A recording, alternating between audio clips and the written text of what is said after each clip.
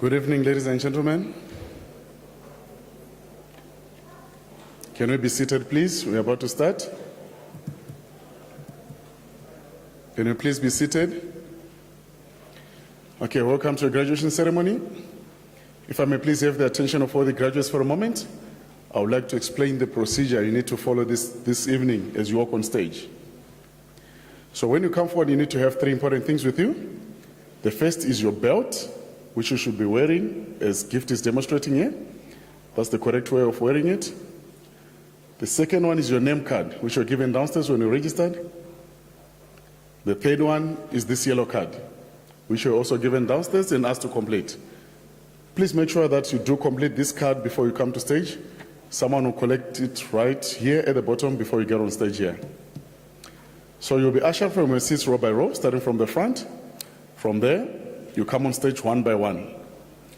When you get on stage here, please take off your mask because we'll be taking photos on stage. So please take off your mask. You hide it somewhere so that we don't see it. Okay, so when you're here on stage, there is a mat which is on the floor, stuck on the floor next to the podium. Please stand right on top of this mat. You hand your name card to the dean or announce your name to the audience. And as your name is read, that's the moment you take your first photograph from a camera right across there, where the flash just went off now. Please make sure you look into that general direction in order for us to capture a good photograph of you. And if you are next in line, just wait at the bottom of the stage for a moment. If you come up too soon, you might be in the same photograph with the person ahead of you. From here, you proceed. In the middle of the stage, there's a little bench there. The Chancellor will be sitting on that chair. You're expected to kneel there. That's why your degree will be conferred, you will be kept. And from there you proceed. Almost at the end of the stage, there's another box again on the floor. The registrar will be standing on top of that box. You just stand in front of him. You turn and face to the audience. That's the moment you take your second photograph from a camera, also from the raised area there. So please do not look down or bend down, because the moment you stand in front of him there, that's when we take the photograph. So just stand up there and smile in order for us to get a nice photograph of you again. From there you proceed down those few steps, up again, you turn to your left. On that table there with a paper cloth, that's where you receive your certificate. And from there you exit the auditorium through those opposite doors there, all right, as being demonstrated. And in the foyer, we take your last photograph for the package, which is a head and shoulder portrait photograph. And from there, you follow your way back to your seats. You come back into the auditorium through the doors you came in earlier. Are we clear on that? Okay. Please note that we do photograph each and every one of you. And however, should you want these photographs, you need to order them. I'm sure most of you have already done that. And if you didn't get a chance to order your photographs, will be also available after the graduation. We have paperwork outside there. You do your paperwork outside. You come inside in the main foyer at the bottom. You'll see a big banner which says photographs pay here. That's where you do your payment. And from there, if you want to take any other extra photographs with your family and friends, we are set up in the exam hall. We have quite a number of studios which are set up there. So you're more than welcome to bring your family and friends for any other extra photographs which you would like to take. Okay. Just one last thing, should you not have one of these yellow cards, please raise up your hand and someone will bring one to you. Thank you very much. Enjoy your graduation.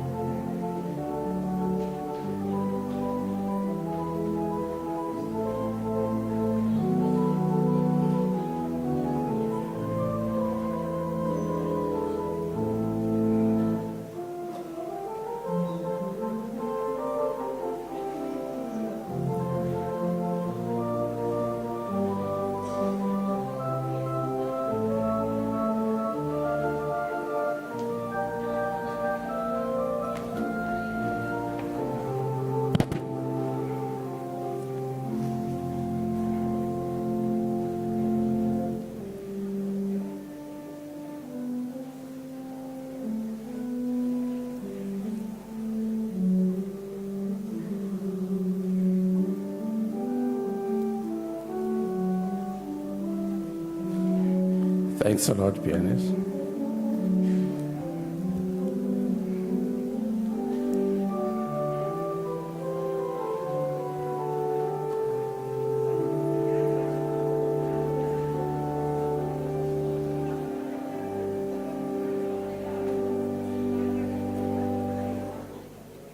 Thank you very much.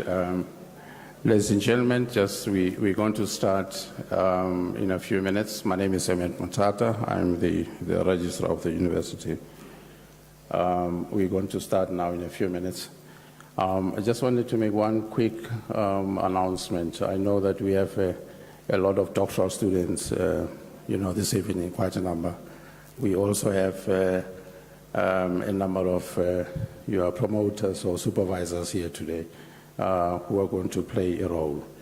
Our experience, even yesterday, was that most of our doctoral students, after graduating, they would want to take a picture with the Chancellor and the Vice Chancellor and so forth. So we were utilizing Exam Hall 1. But we feel that today Exam Hall 1 will be too small for the doctoral students who are here. So we're going to request that after the ceremony, the audience may go and have, go outside and go to exam hall, but then the doctoral students will remain. So what we're going to do, we utilize the stage for the doctoral students to take pictures, group pictures, per college, your camps, CHS, and so forth. So the Chancellor and the Vice Chancellor, and of course myself as a registrar, I have to be in those pictures. They will be here. They will be here, so that we avoid overcrowding in examination hall 1 because of COVID. Will that arrangement be fine? Thanks a lot. Thank you. Go ahead, sir.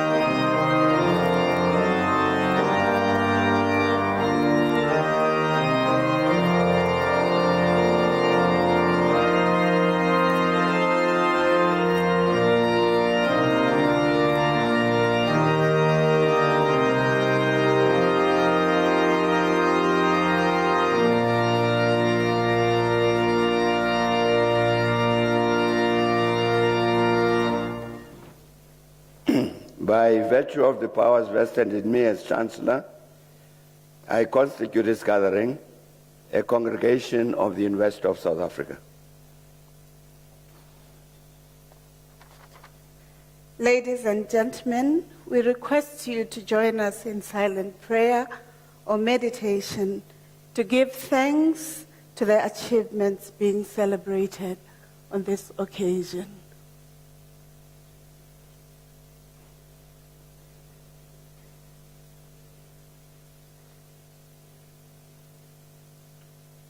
Thank you. May you be seated.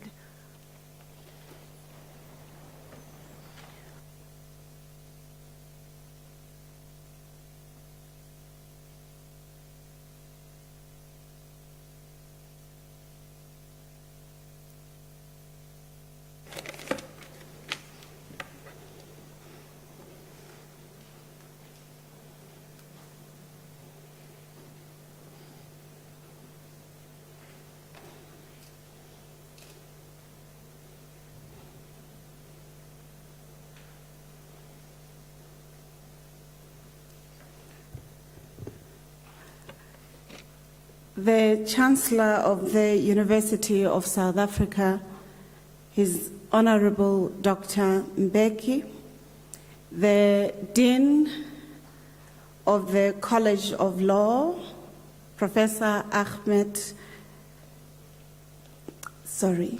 the Chancellor of the University, Your Honorable Dr. Mbuyelo Mbeki, the Executive Management of the University, represented by the Registrar, Professor Mutata, the Deans of the colleges, the College of Law, represented by Professor Ahmed, School Director Law, College of Human Sciences, represented by Professor ZZ Nkosi, the Deputy Executive Dean, Professor MS Ngwenya, School Director, Economic and Financial Sciences, for College of Economic and Management Sciences, College of Science, Engineering and Technology, Professor E. Mkandla, School Director, Computing, College of Agriculture and Environmental Sciences, Professor Mahanu, Solomon Mahanu, College of Education, Professor P. Mabunda, Executive Dean, present. And colleagues, supervisors, graduates, good evening. Ladies and gentlemen, I wish to welcome you all to the autumn-spring graduation ceremony of the University of South Africa. The special welcome, as I've already stated, to the people we have acknowledged, including the graduates themselves, their families who have accompanied them. Your accomplishments are an accomplishment of our society, and we would like to give you a round of applause.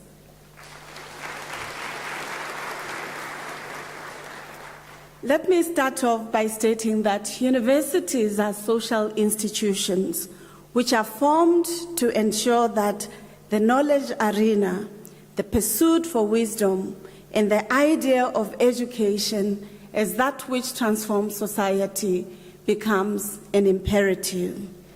It is through the graduations that universities host that we celebrate, commend the accomplishment and the completion of studies that those of you here would have undergone. It is important for societies to understand that universities such as Unisa are remarkable national assets which are at the center of the production of graduates who will then resource society, the country, the continent, and the global knowledge arena with the knowledge and research that they have undergone. The idea behind universities are that they should equip graduates not only with knowledge, but with value systems that enable them to translating what they studied into social capital for society anywhere in the world, including in the context of South Africa in the continent. As a university, our task is to equip you with the necessary skills and knowledge to function in society. We hope with the education you have received, you'll enhance your role as a change agent that makes our world a better place. Amina Mama reminds us that one of the creative aspects of education is that it is one area that levels and creates opportunities and possibilities for parity, but also for changing circumstances in the world. This particular insight is also shared by Tiambe Zeleza, who reminds us of the purpose of African universities, that we exist not because of the geographic location of where we exist. We must ensure that the languages of teaching, the knowledge systems, the civilizations, the economic, political, social transformations that we contribute to improve the human condition as well as the ecological flourishing, which we are told in the current context is a critical challenge, including the challenge of climate change. Given also the challenges of our society, the democratization dividend that we want to inherit or participate in shaping for the future, Unisa is uncompromisingly committed to ensuring that your knowledge does not remain in the ivory tower, but is invested in improving the democratic systems, economic systems, the challenges and grand challenges of our societies, but also economic flourishing of our society.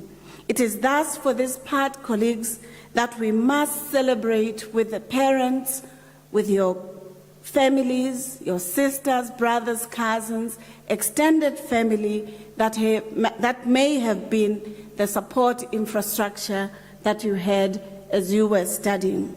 But we also want to thank your own teachers, your own professors, your supervisors, those of whom invested time in ensuring that as you write your dissertation and thesis, and as you articulate your insights and ideas, that you do them with success.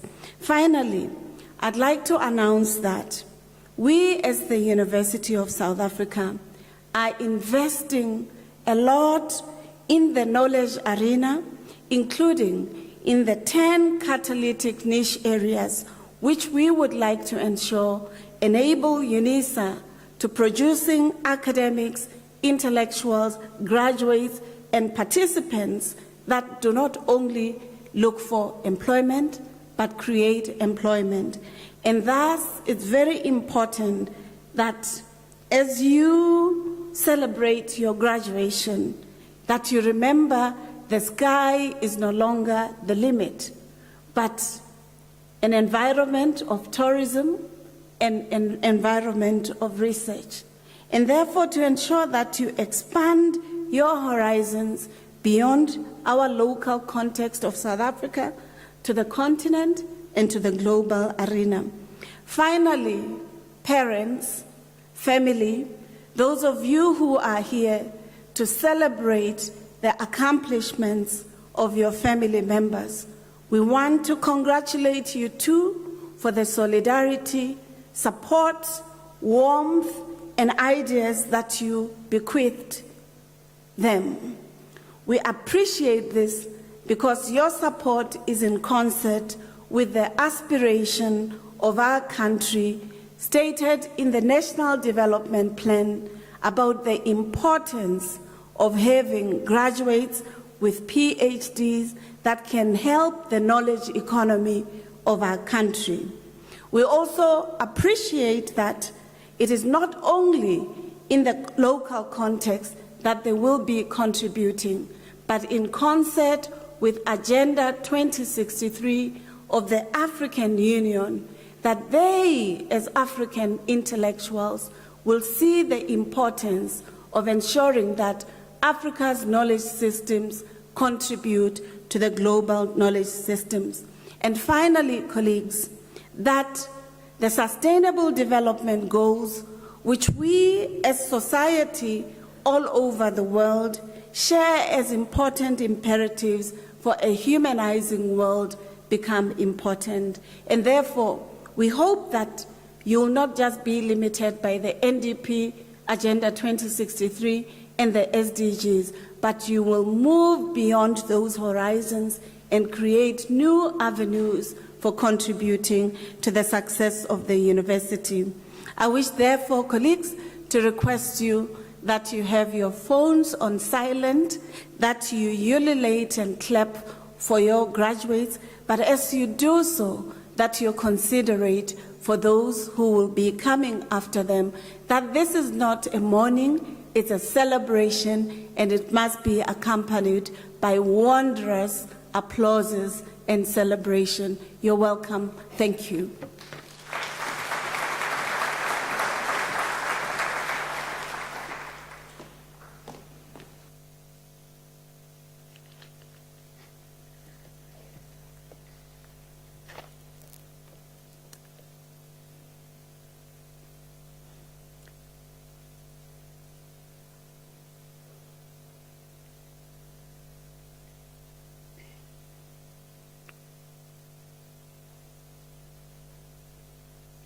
Professor Ngwenya. Thank you.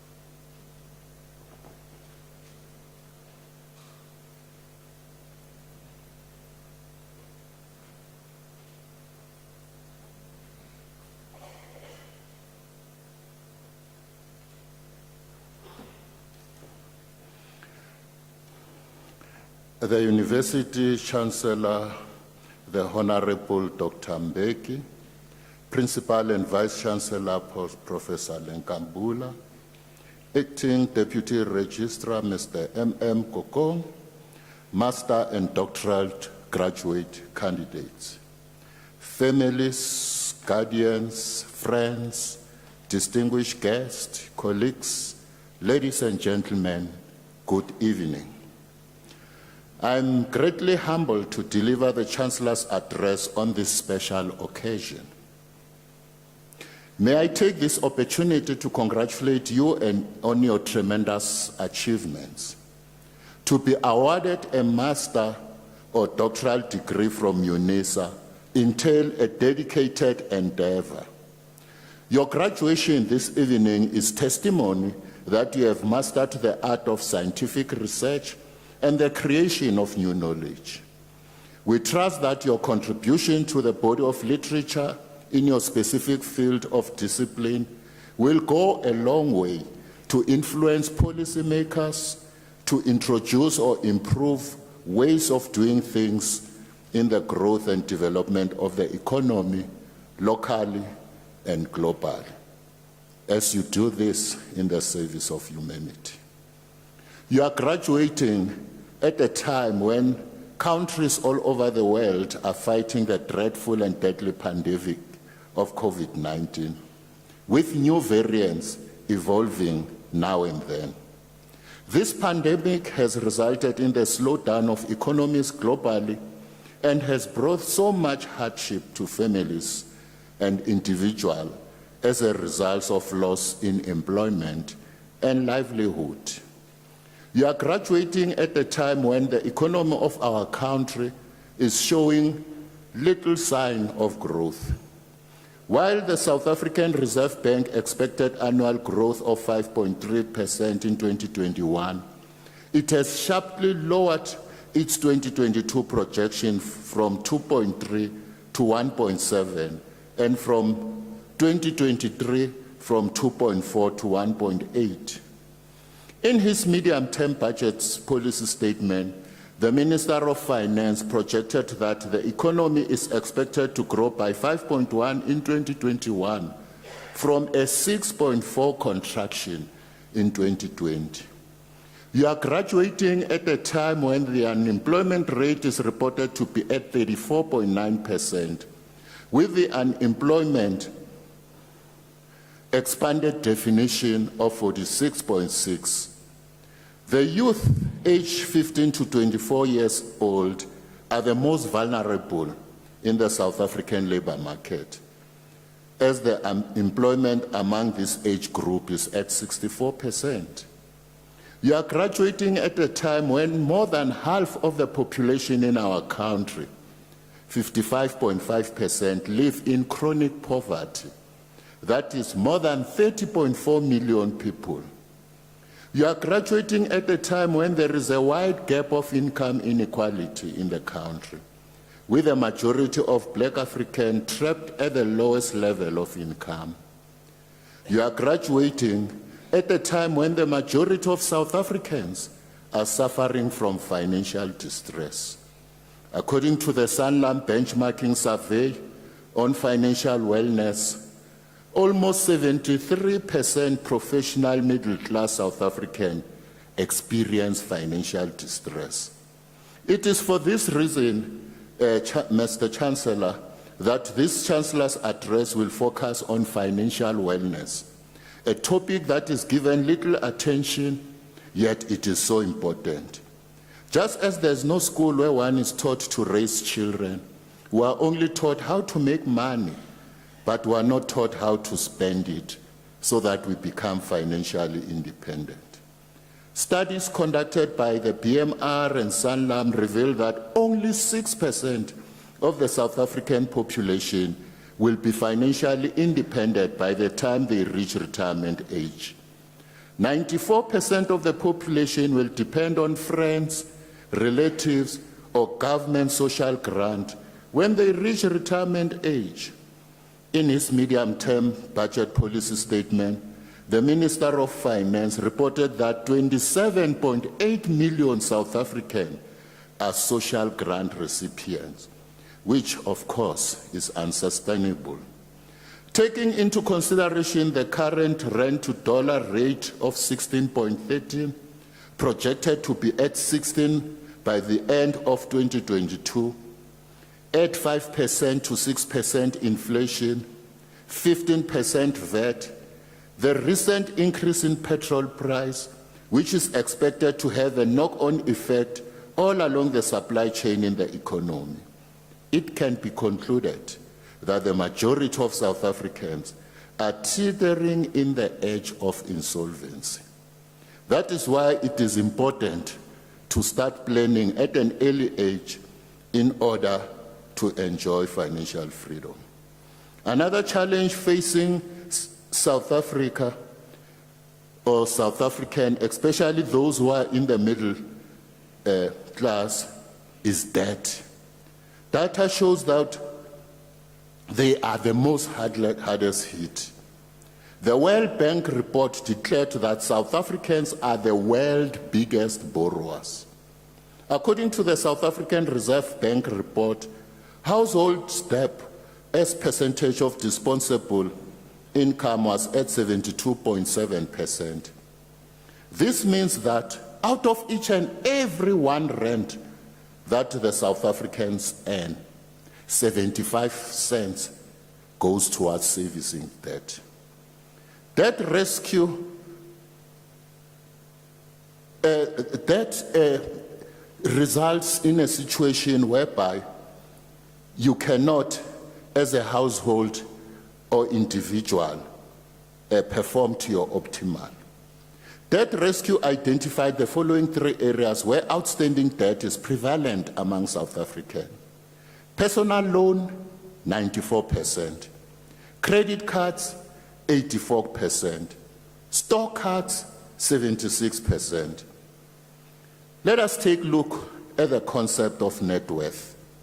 Net worth can be defined as the amount by which assets or what you own exceed the liabilities. If your assets are less than the liabilities, your net worth is less. And in order for you to improve your net worth is to pay off your debts, and that itself will increase your net worth.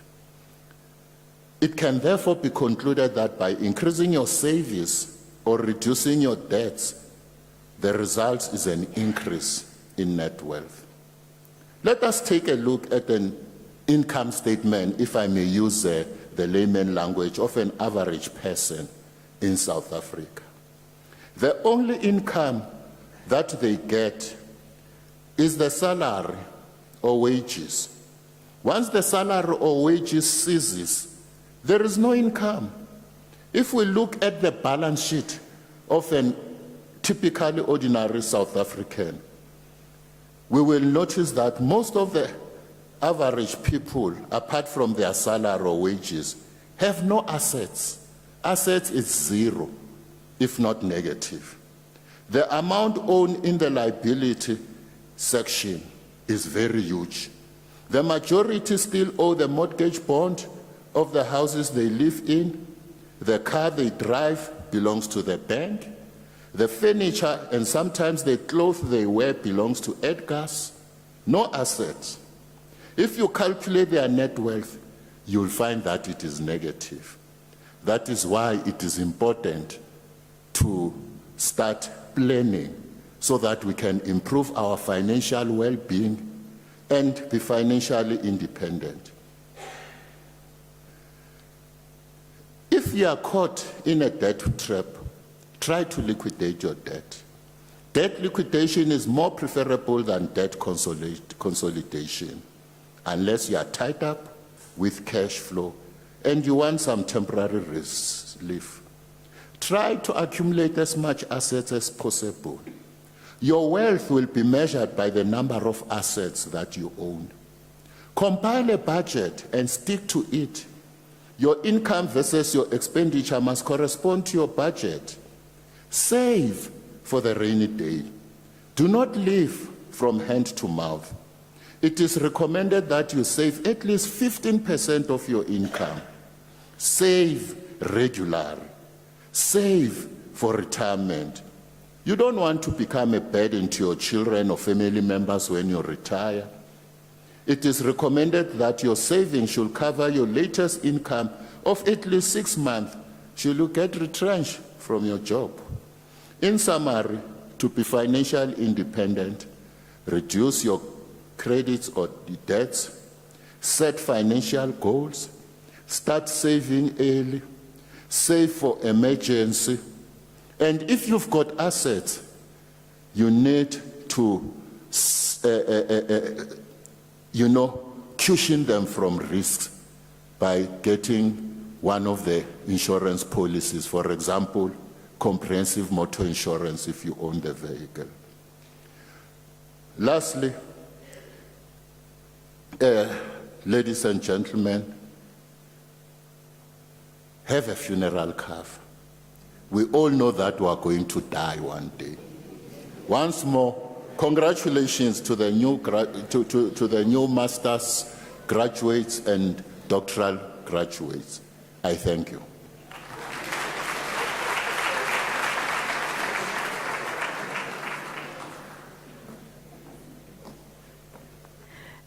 Thank you, Professor Ngwenya, for reminding us that our financial health is as important as our health and well-being, and for reminding us that our society flourishes when we plan and ensure that the decisions we take around our financial well-being are beneficial for us, our families, our country, and the continent. We appreciate that. Ladies and gentlemen, before we start the conferment of the degrees, may I kindly request you not to leave the hall before the end of the ceremony. Mr. Chancellor, I now have the honor to request you to confer the degrees of the university on the candidates whose names appear in the program. By virtue of the powers entrusted to me, I shall now proceed to confer the degrees of the university on the candidates whose names appear in the program.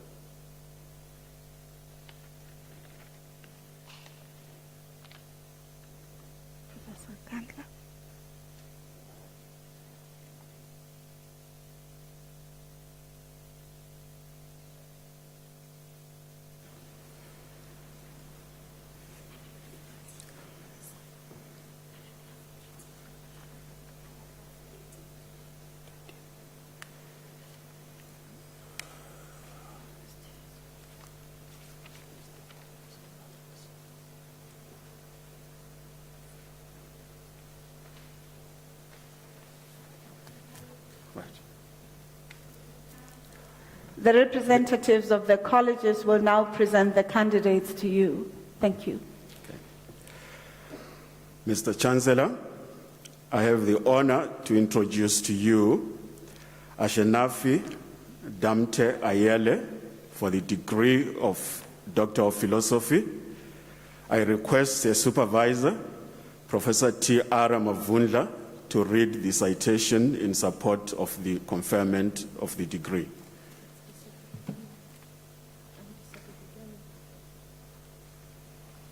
Oh, sorry. I give the wrong.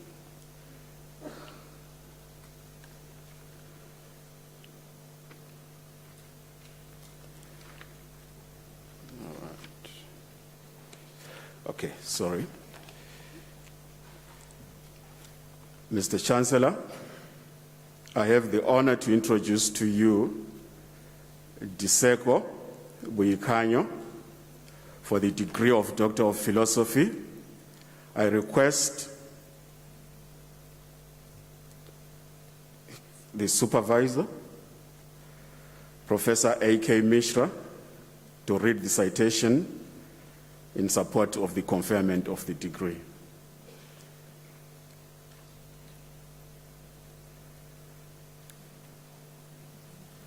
It's not here. Okay. Okay. So that means, sorry, I will have to read this myself. All right.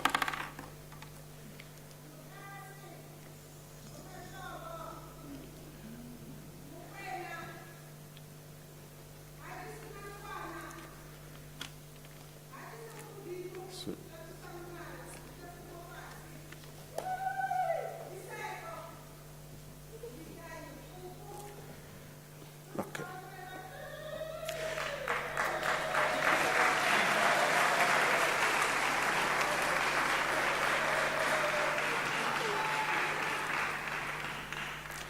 In her thesis entitled Rare Earth Metal Modified Biopolymer Nanocomposites for the Photocatalytic Degradation of Other Dyes, she systematically investigates rare earth-doped nanocomposites for the degradation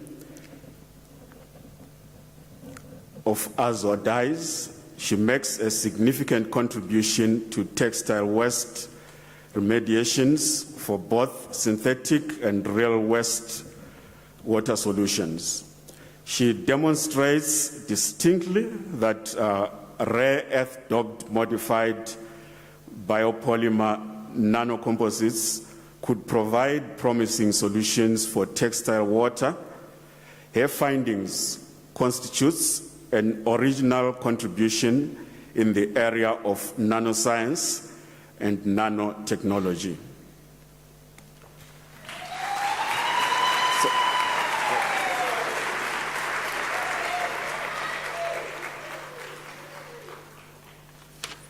Wait a bit. He's going to say something. Mr. Chancellor, I have the honor to request that you confer to Diseko Buikanyo the degree of Doctor of Philosophy. I confer the degree of Doctor of Philosophy on Diseko Buikanyo.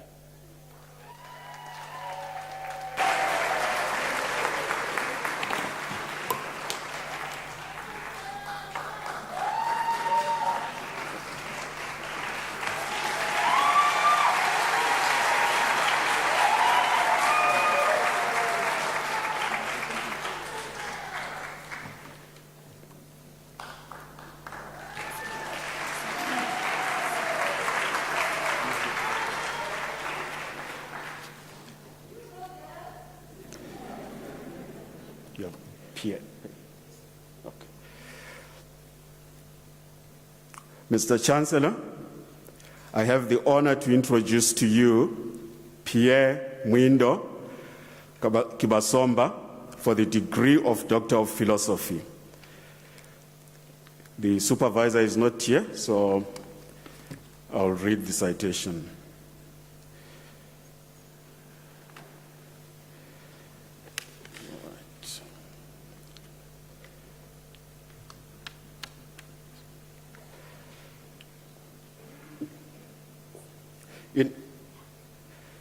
In his thesis entitled Optimization of TiO2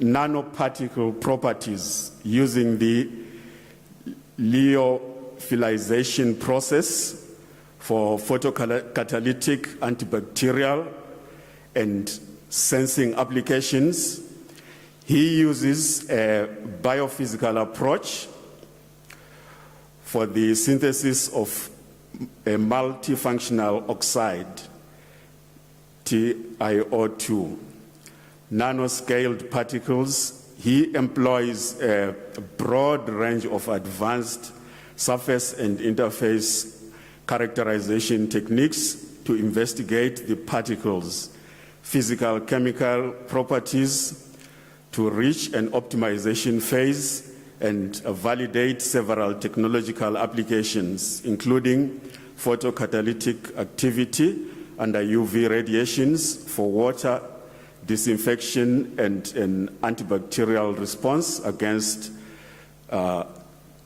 Staphylococcus aureus and E. coli in relation to their surface atomic coordination and oxygen population. These particles exhibit an effective gas sensing response towards various hazard gases.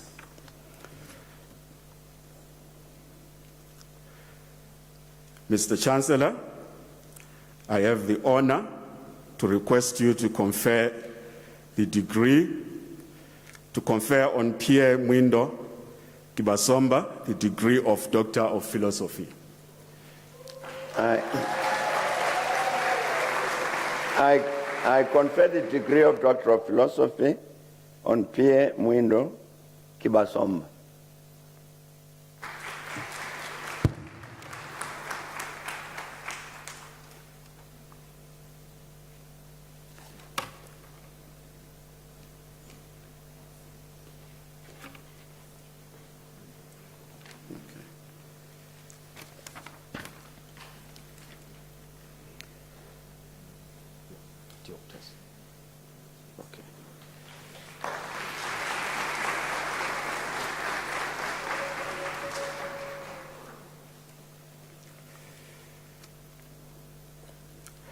Mr. Chancellor, I have the honor to introduce to you Diogratias Titus Maiga for the degree of Doctor of Philosophy. I request his supervisor, Prof. T.A.M. Sagati, to read the citation in support of the conferment of the degree.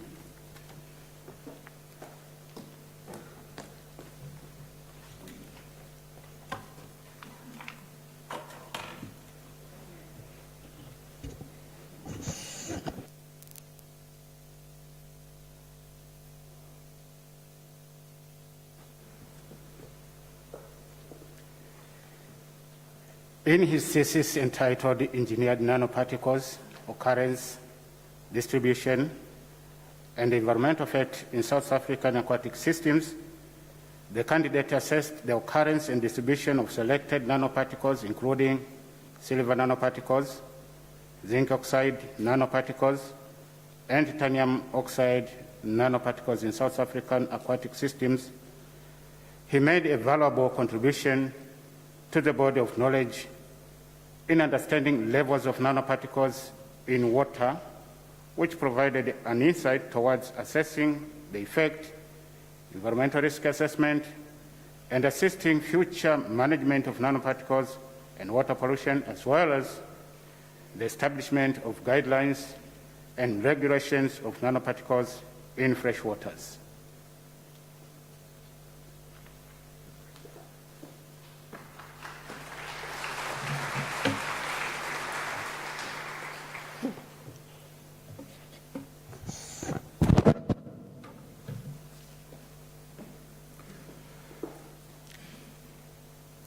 Mr. Chancellor, I have the honor to request you to confer on Diogratias Titus Maiga the degree of Doctor of Philosophy.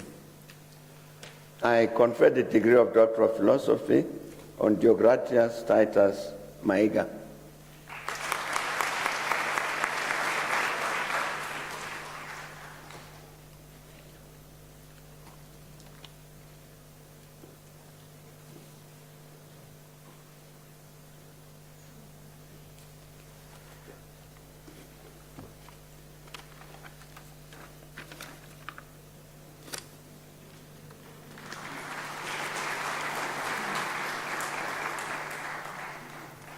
Mr. Chancellor, I have the honor to introduce to you Shaw Mpezeni for the degree of Doctor of Philosophy in Mathematics, Science, and Technology Education. I request his supervisor, Professor J. Crick, to read the citation in support of the conferment of the degree.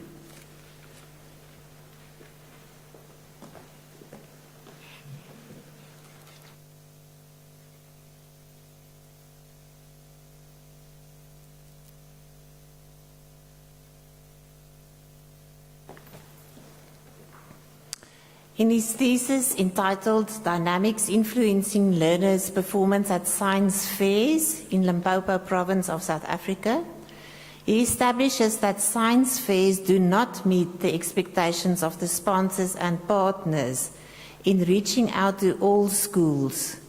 Parents need to be made aware of the importance of science fairs and that the link between science fairs and academic performance needs to be highlighted.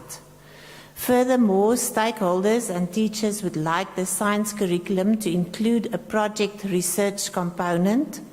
Finally, judges' bias and favoritism may be minimized if well-trained judges are appointed and not allowed to assess their own learners' projects.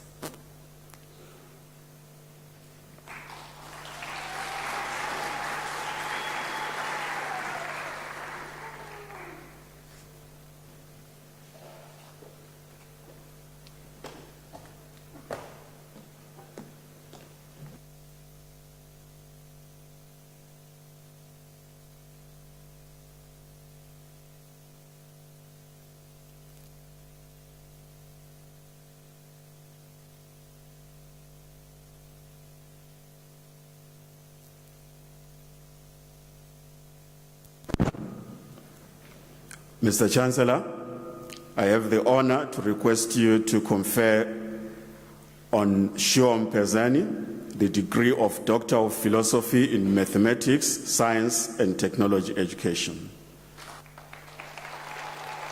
I confer the degree of Doctor of Philosophy in Mathematics, Science, and Technology Education on Shaw Mpezeni.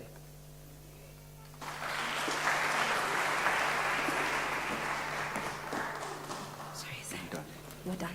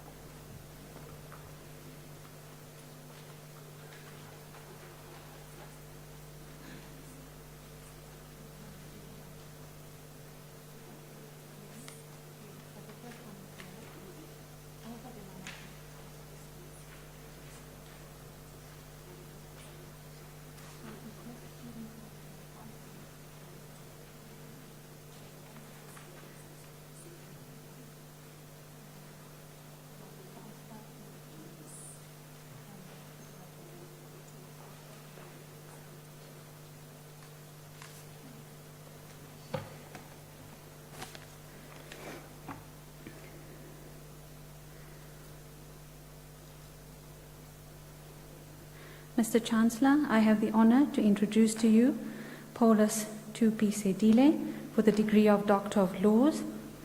I will read out his citation as his supervisor is not here. The title is The Legal Analysis of the Labour Law and Social Security Law Protection Afforded to Non-Standard Workers in South Africa. Lessons from the Economic Community of West African States. In his thesis entitled Legal Analysis of the Labour Law and Social Security Law Protection Afforded to Non-Standard Workers in South Africa, Lessons from the Economic Community of West African States, abbreviated ECOWAS, he investigates the challenges that the rise of non-standard workers presents to contemporary labour law and social security. The study analyzes the legal protection afforded to non-standard workers in South Africa with lessons drawn from the experience of ECOWAS. The ideals of decent work, social justice, and democratization of the workplace cannot be achieved if non-standard workers are excluded from social schemes and labour legislation. Mr. Chancellor, I have the honour to request to you to confer on Paulus Tupi Sedile the degree of Doctor of Laws. I confer the degree of Doctor of Laws on Paulus Tupi Sedile.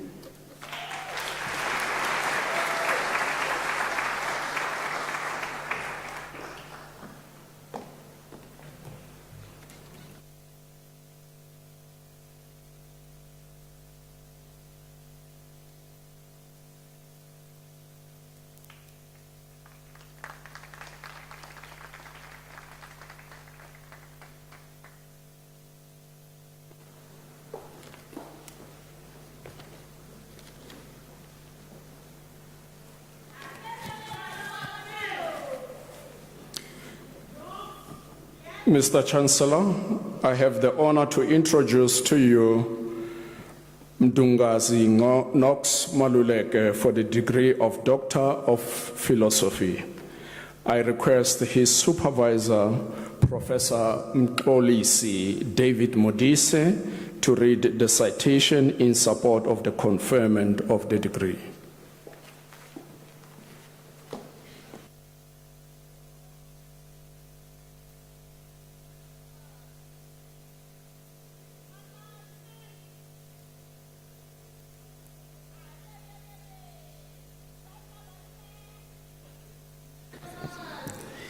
In his thesis entitled Investigating the Performance and Quality of Cucumis metuliferus, in parentheses African horned cucumber, under different growing environments for potential commercialization, he investigates how varying environmental conditions influence the productivity of Cucumis metuliferus.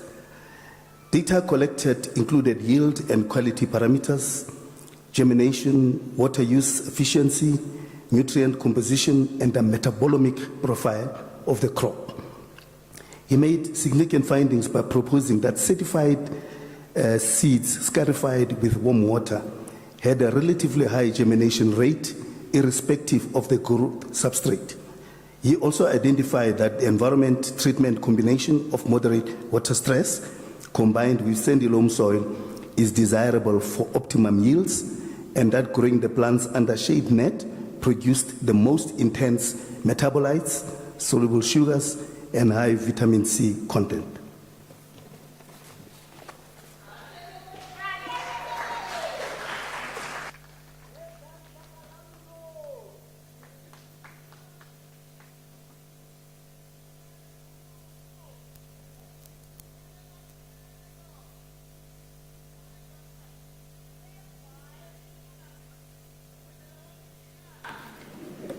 Mr. Chancellor, I have the honor to request you to confer on Mdungazi Knox Maluleke the degree of Doctor of Philosophy. I confer the degree of Doctor of Philosophy on Mdungazi Knox Maluleke.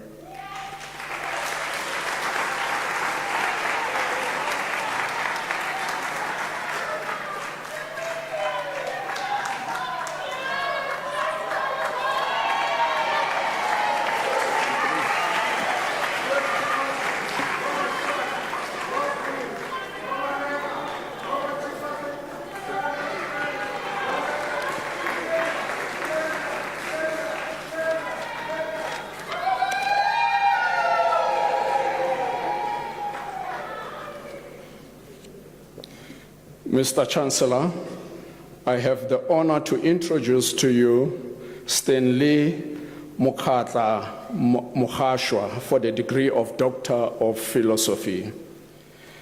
His supervisor was Professor Christian Mbagiogo. Because he is not present, it is my privilege to read the citation in support of the conferment for the degree.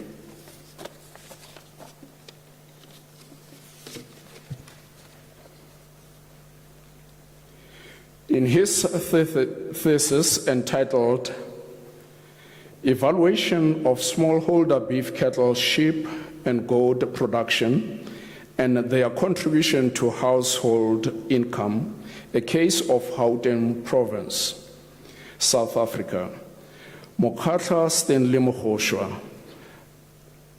Mukhashwa focuses on livestock and its fiscal contribution to farm households and develops a livestock improvement framework, especially at smallholder level in the study area.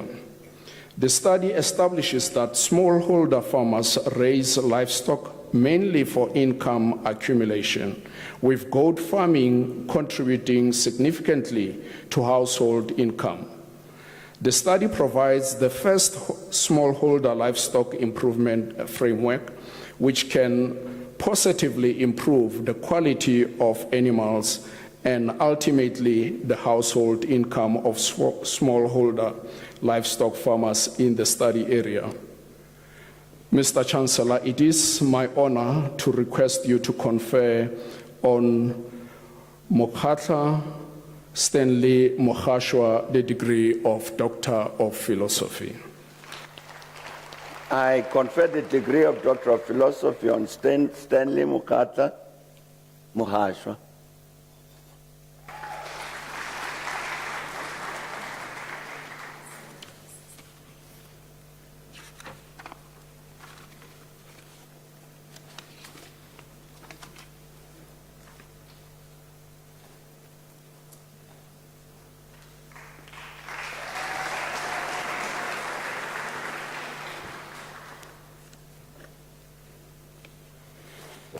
Mr. Chancellor, I have the honor to introduce to you Gerardus Petros Viljoen for the degree of Doctor of Philosophy. His supervisor was Professor Modau. Because he's not present, it is my honor to read the citation in support of the conferment of the degree.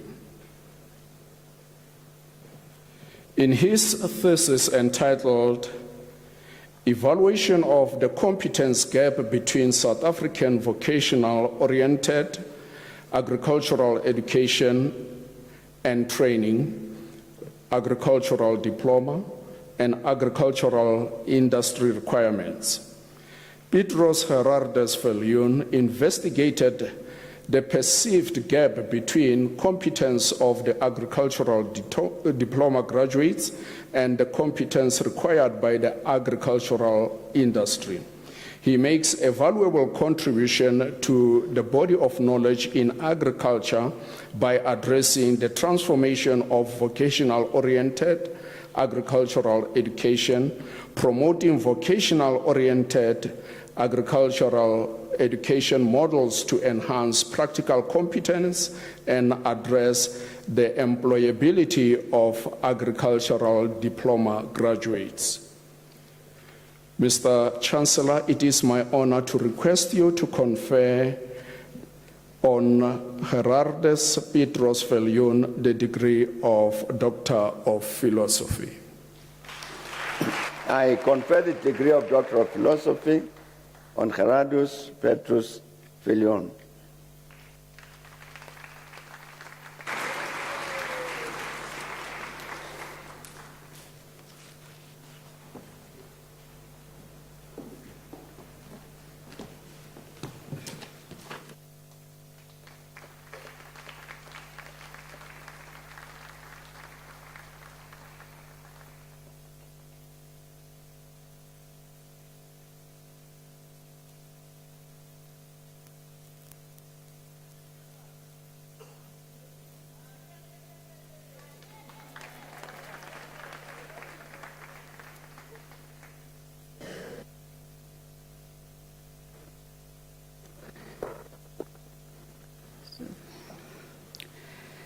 Mr. Chancellor, I have the honor to introduce to you Sophie Mokgatlogedi Moloko for the degree of Doctor of Philosophy. I will read the citation because the supervisors. I will allow the supervisor to read the citation.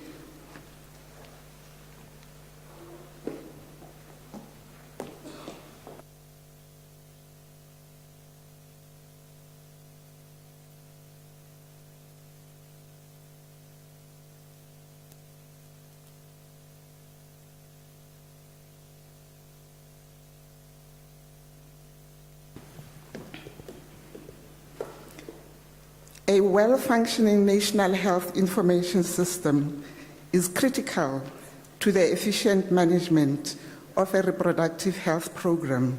In her thesis entitled Evaluating Performance of the Routine Health Information System for Reproductive Health in Tshwane, she determines how the routine health information system is used to produce reliable and quality routine reproductive health data, and explores how this information is used in decision-making. Her findings reveal the impact of behavioral, technical, and organizational factors on data management processes, data quality, and evidence-based decision-making. She makes a valuable contribution to the body of knowledge in public health by proposing strategies to improve the management of routine reproductive health data.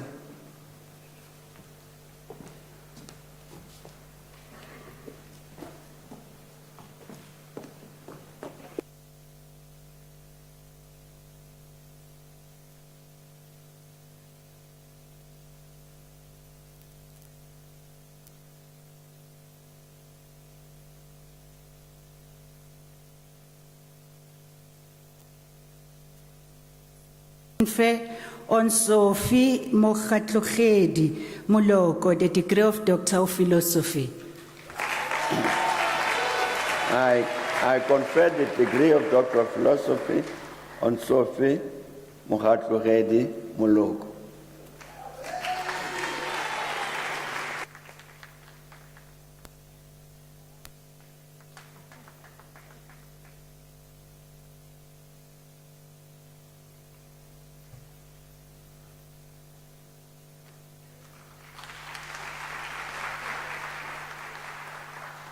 Mr. Chancellor, I have the honor to introduce to you Tayop Sharifa Musa for the degree of Doctor of Philosophy.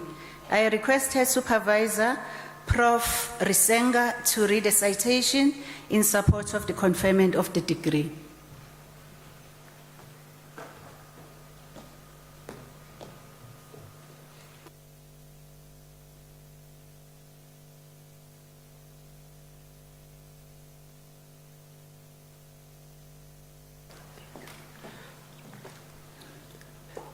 In her thesis entitled A Program to Empower Caregivers of Children Who Are Differently Abled at NGOs, she explores and describes experiences of caregivers at NGOs providing care to children who are differently abled. She develops a program to empower these caregivers with skills and knowledge to effectively address the challenges they face. It is emphasized that the developed program could be used to empower caregivers at NGOs with the skills and knowledge to render optimal care to children who are differently abled. Thank you.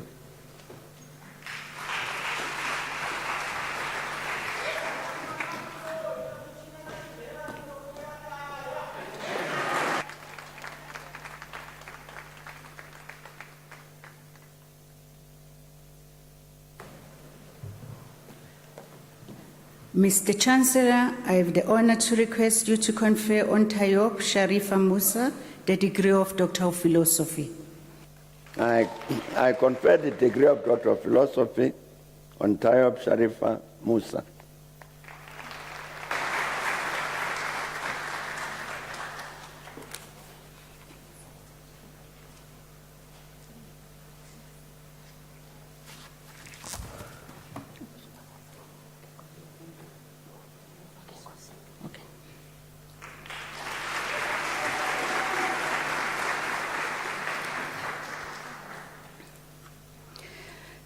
Mr. Chancellor, I have the honor to introduce to you Desiree Morakane Leta Mulemfo for the degree of Doctor of Philosophy. The supervisor is not around. I will read the citation.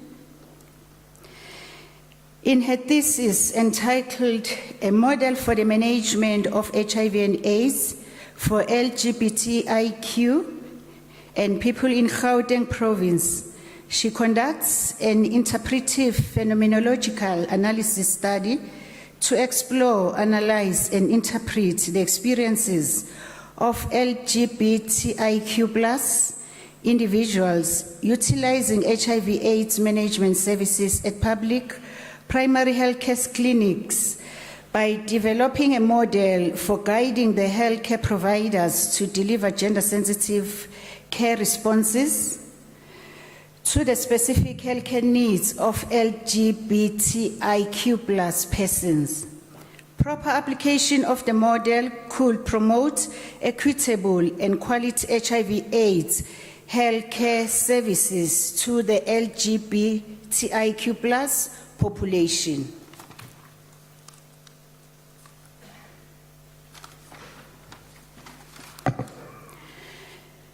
Mr. Chancellor, I have the honor to request you to confer on Desiree Morakane Leta Mulemfo the degree of Doctor of Philosophy.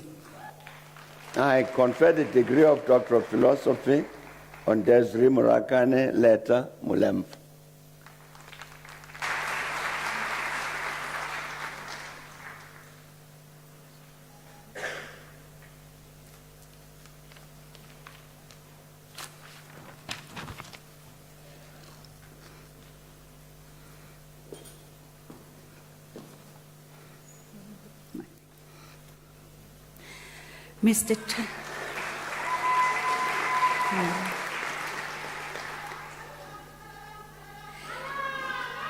Mr. Chancellor, I have the honor to introduce to you Naomi Lorraine Goane for the degree of Doctor of Philosophy. I request her supervisor, Prof. O.N. Makubela Nkondo, to read a citation in support of the conferment of the degree.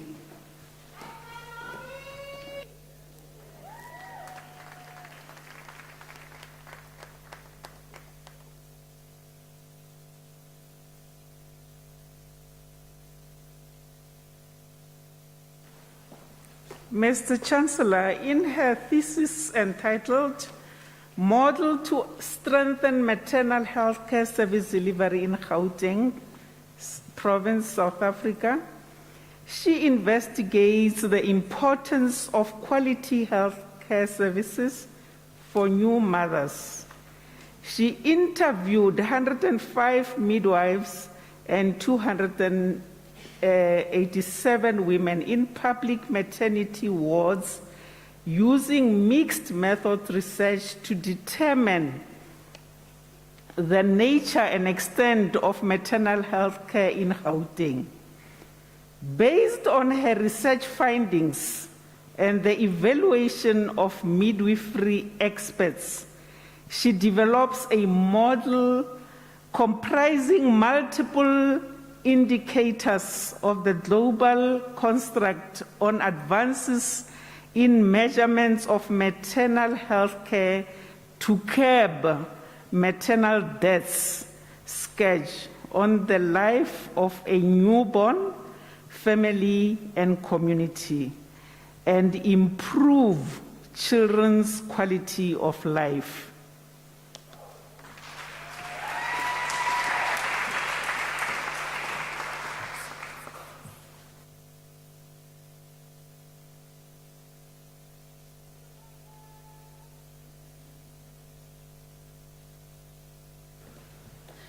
Mr. Chancellor, I have the honor to request you to confer on Naomi Lorraine Goane the degree of Doctor of Philosophy.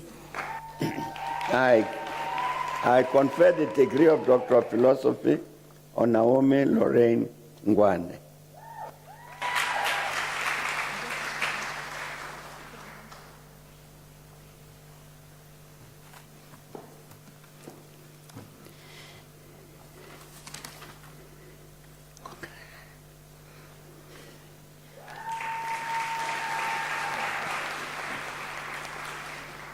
Mr. Chancellor, I have the honor to introduce to you Buhao Mufanatso Nekabambe for the degree of Doctor of Philosophy.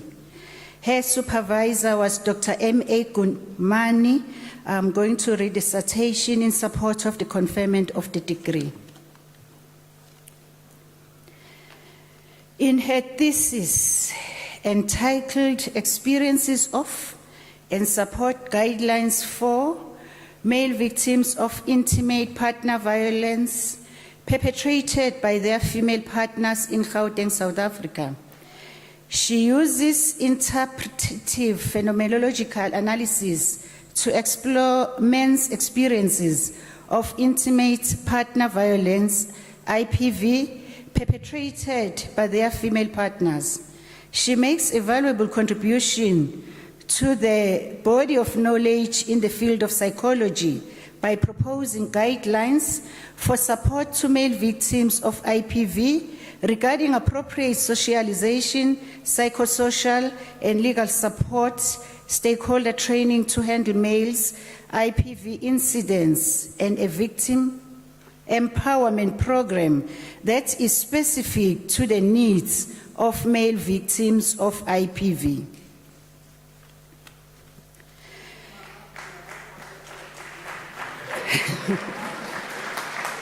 Mr. Chancellor, I have the honor to request you to confer on Buhao Mufanatso Nekabambe the degree of Doctor of Philosophy.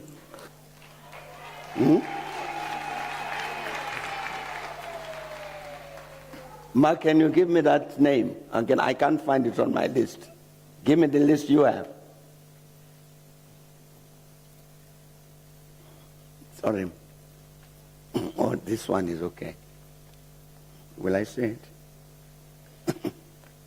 it? I confer the degree of Doctor of Philosophy on Buhao Mufanatso Nekabambe. That's good.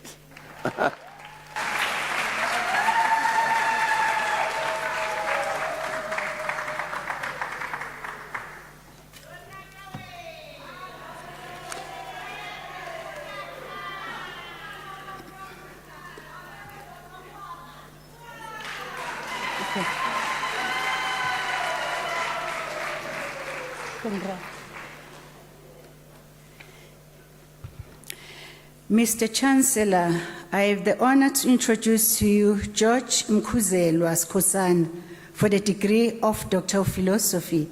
I request his supervisor, Prof. Fence, to read a citation in support of the conferment of the degree.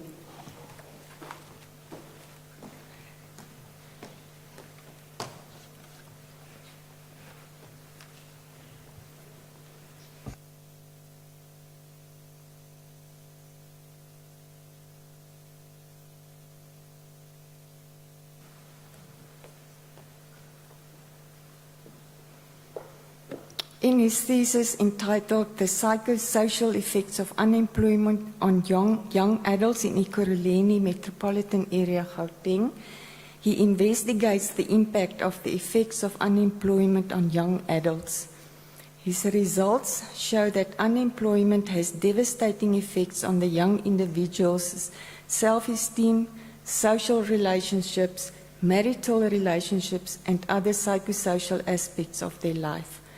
Unemployment among young adults contributes to slower development progress, a lack of social trust, and a higher risk of social unrest.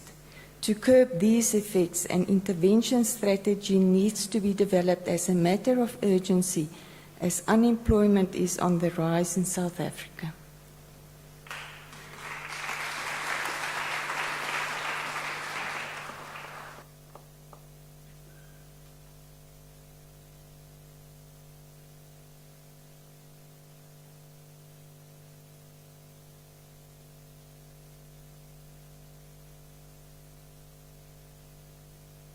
Mr. Chancellor, I have the honor to request you to confer on George Mkhuzelwa Skhosana the degree of Doctor of Philosophy.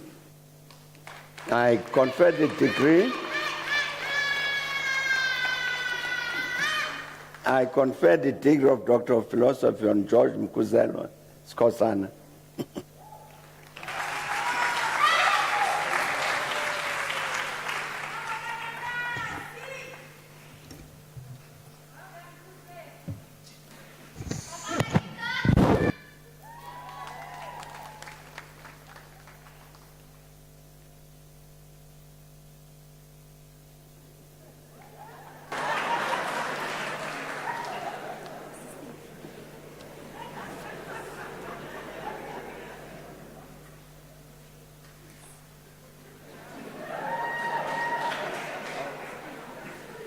Thank you.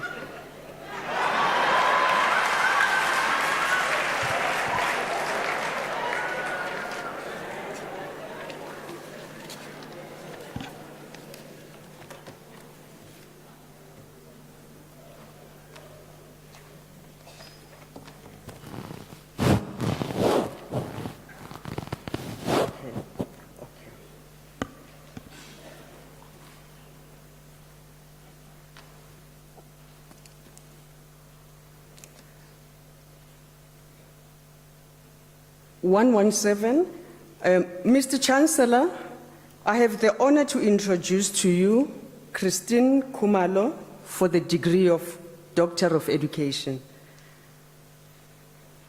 Is the supervisor here? The supervisor. Okay.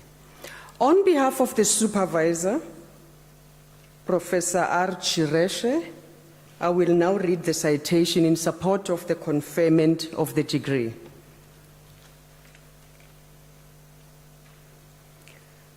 In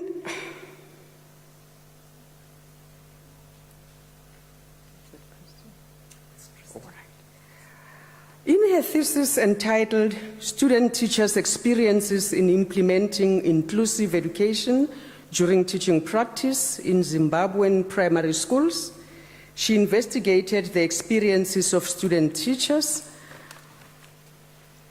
in the implementation of inclusive education during teaching practice in Zimbabwean primary schools. She did an extensive critical literature review and gathered data from student teachers, college lecturers, and school administrators who participated in the study. She developed a model that can be used to improve student teachers' preparedness for teaching practice experiences.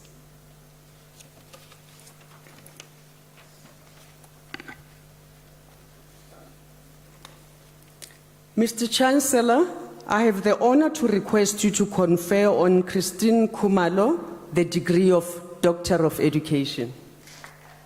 I confer the degree of Doctor of Education on Christine Kumalo.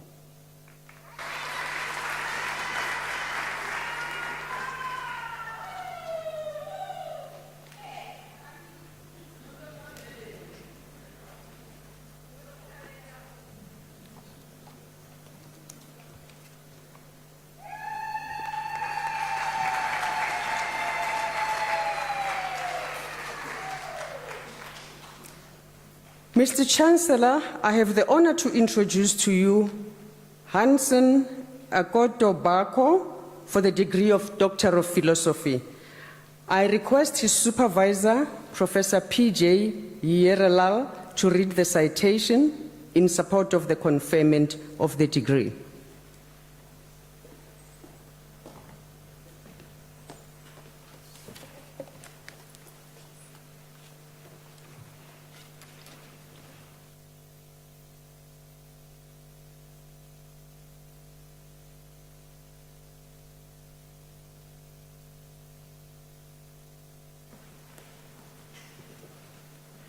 In his thesis entitled Effects of Increased Enrollment on Teachers in Senior High Schools in Ghana, he used a mixed methods approach to examine the effects which increased learner enrollment had on teachers in senior high schools.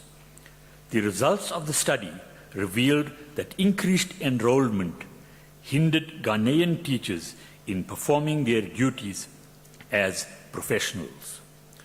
The recommendation made is that teaching assistants be assigned to assist teachers and that government set up a special body consisting of occupational counselors, psychologists, and physicians tasked with organizing programs to educate teachers on how to manage work-related stress.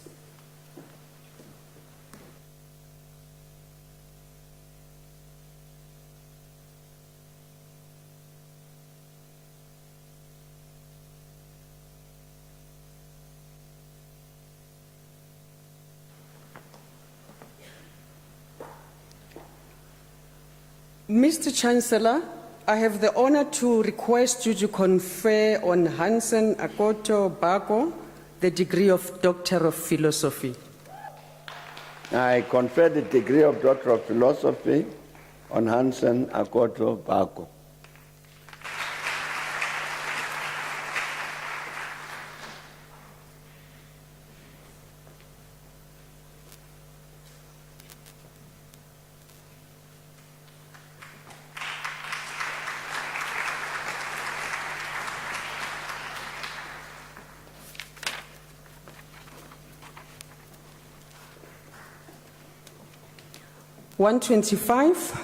Mr. Chancellor, I have the honor to introduce to you Beverly Antoinette Feldman for the degree of Doctor of Philosophy. I request her supervisor, Prof. R. Fenter, to read the citation in support of the conferment of the degree.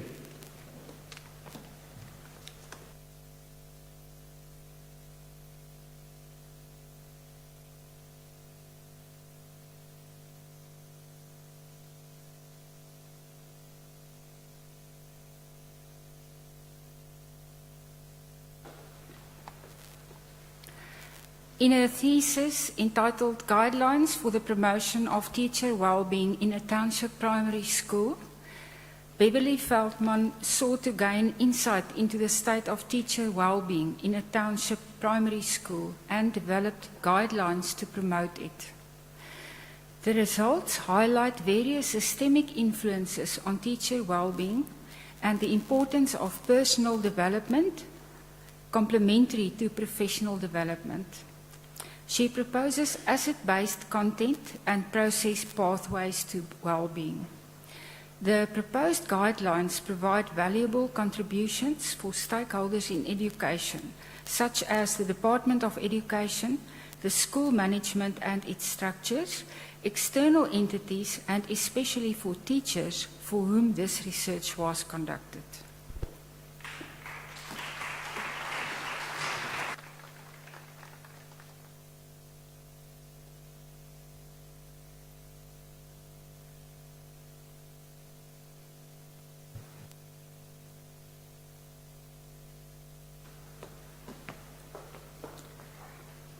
Mr. Chancellor, I have the honor to request you to confer on Beverly Antoinette Feldman the degree of Doctor of Philosophy.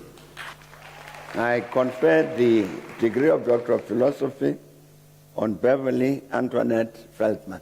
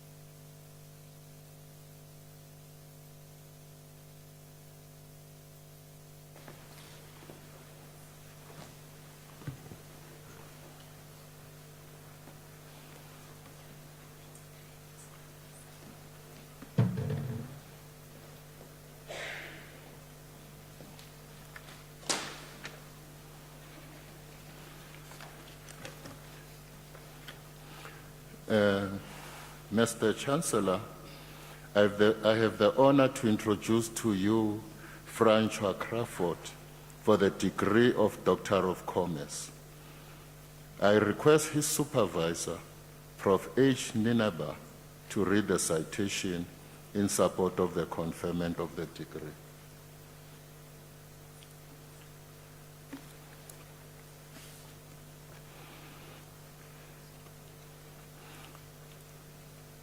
In the absence of Prof.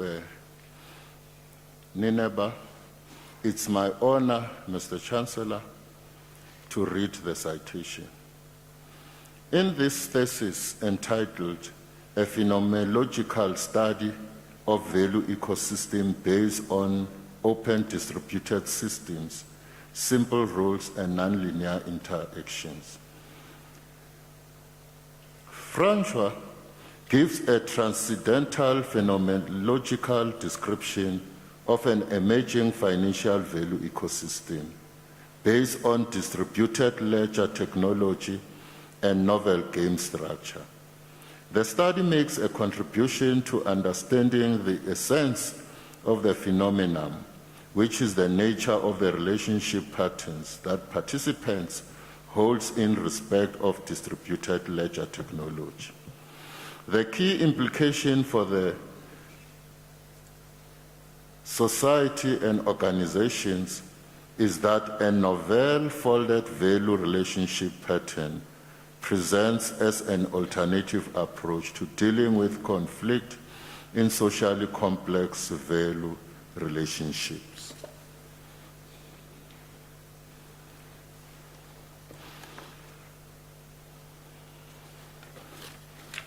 Mr. Chancellor, I have an honor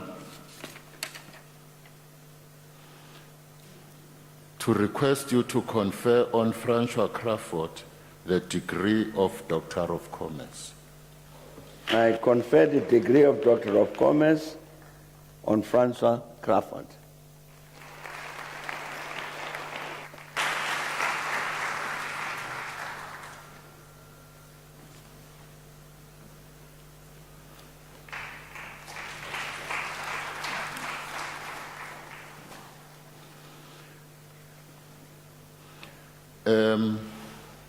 Mr. Chancellor, I have an honor.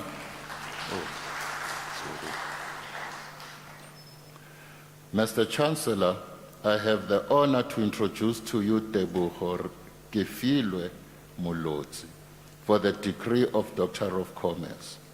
I request her, in the absence of her supervisor, Mr. Chancellor, I have an honor to read the citation.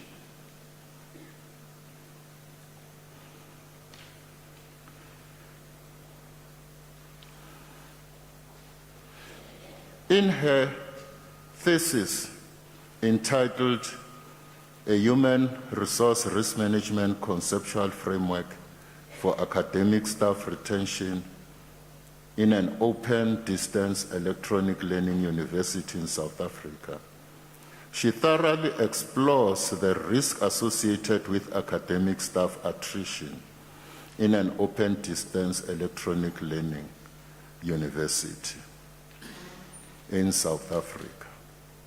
The retention of highly skilled and experienced academic staff is a growing international problem, posing a risk to the success of students, the university, and the country as a whole.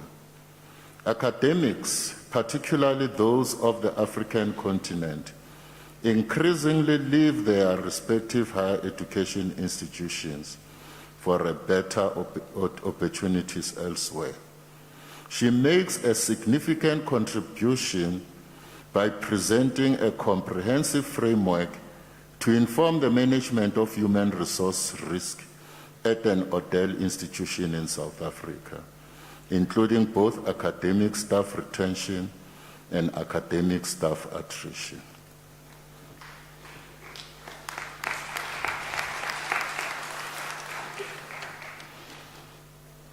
Mr. Chancellor, I have an honor to request you to confer on Teboho Kefilwe Molotsi the degree of Doctor of Commerce. I confer the degree of Doctor of Commerce on Teboho Kefilwe Molotsi.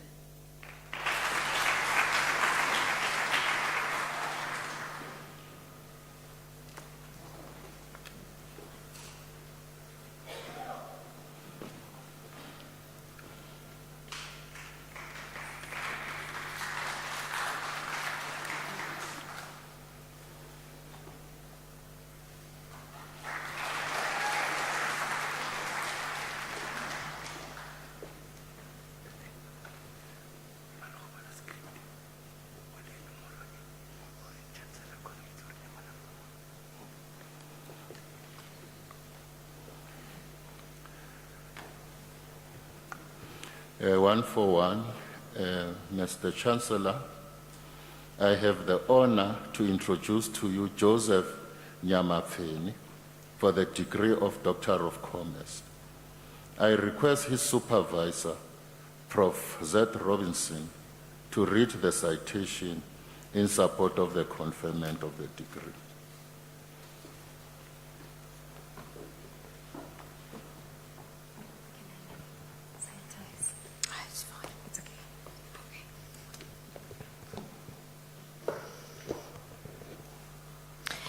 In his thesis entitled Determinants of Tax Morale Experienced from Two African Countries, he uses quantitative analysis to compare the determinants of tax morale between South Africa and Zimbabwe and different economic environments in Zimbabwe. The findings show that Zimbabweans have a higher tax morale than South Africans who have better standards of living.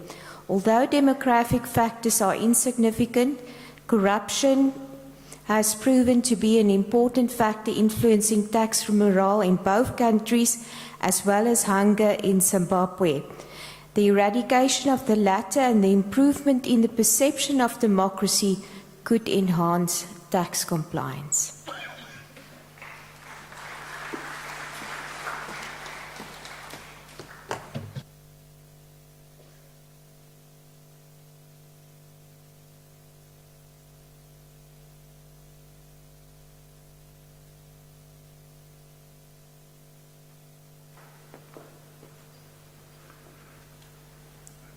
Mr. Chancellor, I have an honor to request you to confer on Joseph Nyamapfeni the degree of Doctor of Commerce. I confer the degree of Doctor of Commerce on Joseph Nyamapfeni.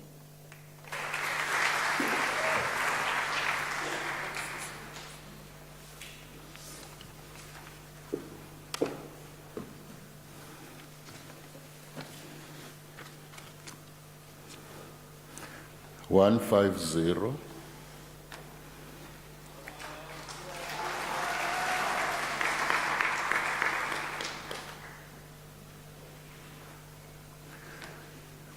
Mr. Chancellor, I have the honor to introduce to you Fadzana Naim for the degree of Doctor of Philosophy. I request her supervisor, Professor L.M. Angara, to read the citation in support of the conferment of the degree.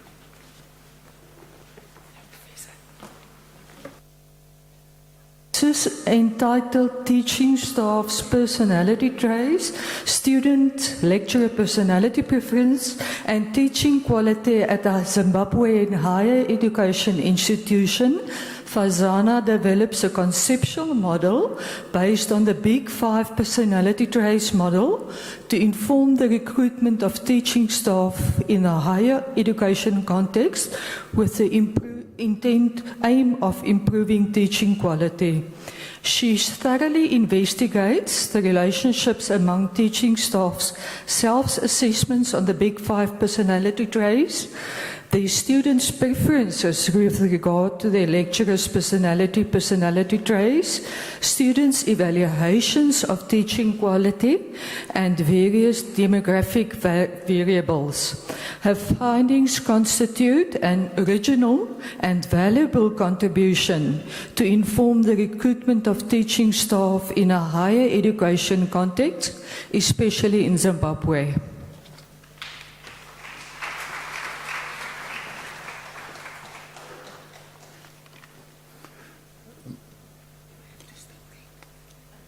He's going to say something. Mr. Chancellor, I have the honor to request you to confer on Fazana Naim the degree of Doctor of Philosophy. I confer the degree of Doctor of Philosophy on Fazana Naim.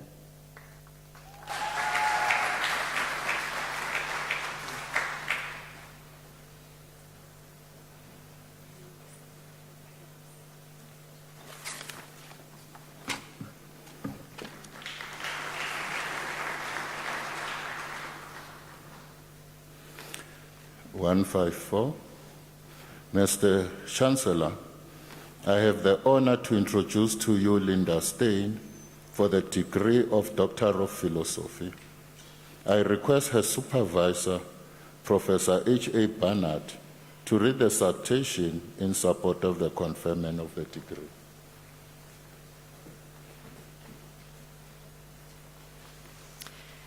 In her thesis, The Personal Transformational Value of Coaching, exploring the lived experience of the coachee, she analyzes the value of coaching by focusing on clients' phenomenological experiences from a transpersonal and positive psychology stance.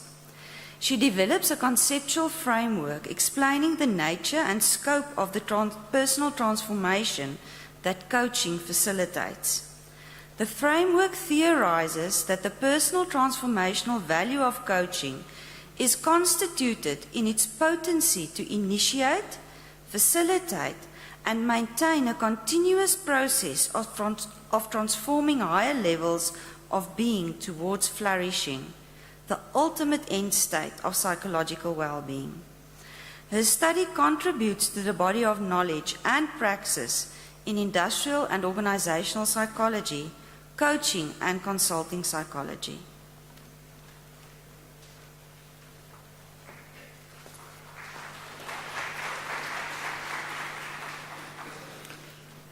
Mr. Chancellor, I have the honor to request you to confer on Linda Stein the degree of Doctor of Philosophy.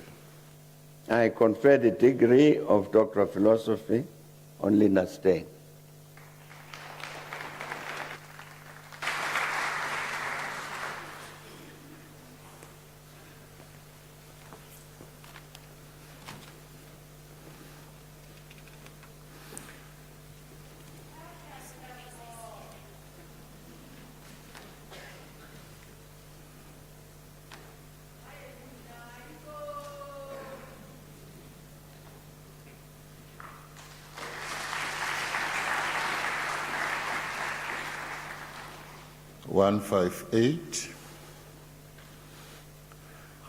Mr. Chancellor, I have the honor to introduce to you Juliet Edwina Yahatenge for the degree of Doctor of Philosophy. I request her supervisor, Professor Ann Martins, to read the citation in support of the conferment of the degree.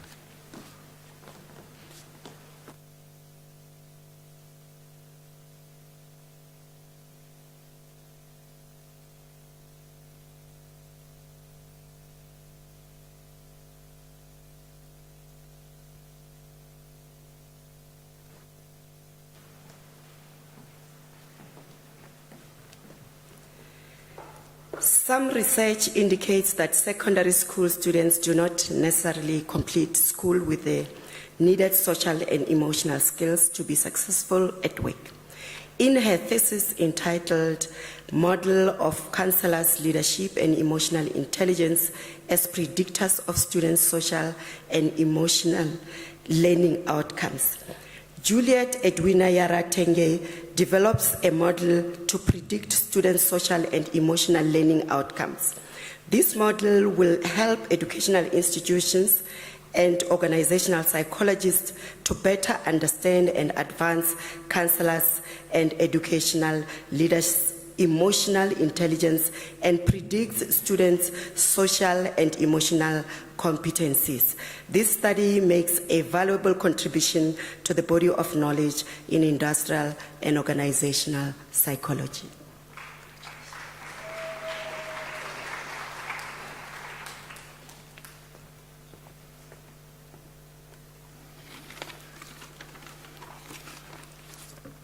Mr. Chancellor, Prof. Lidimo, who just read the citation, was the co-supervisor. Mr. Chancellor, I have the honor to request you to confer on Juliet Edwina Yahatenge the degree of Doctor of Philosophy. I confer the degree of Doctor of Philosophy on Juliet Edwina Yahatenge.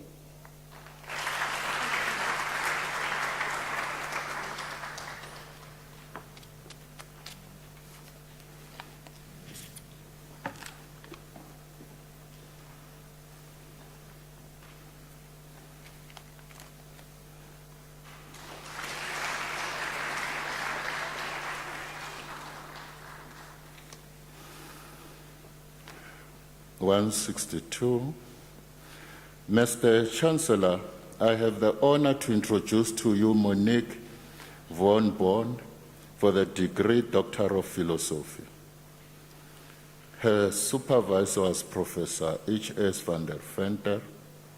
It is my honor to read the citation of Monique von der Born. In her thesis entitled The Impact of the Construction of Self and Other Knowledge Transfer Between Saudi Arabian and South African Engineers, she investigates how the role players in knowledge transfer are positioned in non-neutral, asymmetrical power relationships that impact the construction of their identities. The multiple identity constructions of the participants in the knowledge transfer relationship show the systematic setting up of self and others within unequal power relations that favors the self. The study suggests that deeper consideration should be given to the effects of othering and power within social interactions between individuals in knowledge transfer context. The thesis marks an important methodological shift in the field and contributes significantly to current theory and practice.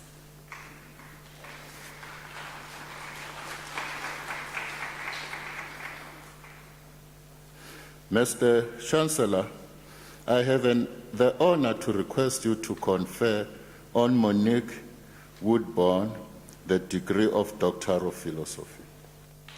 I confer the degree of Doctor of Philosophy on Monique Woodburn.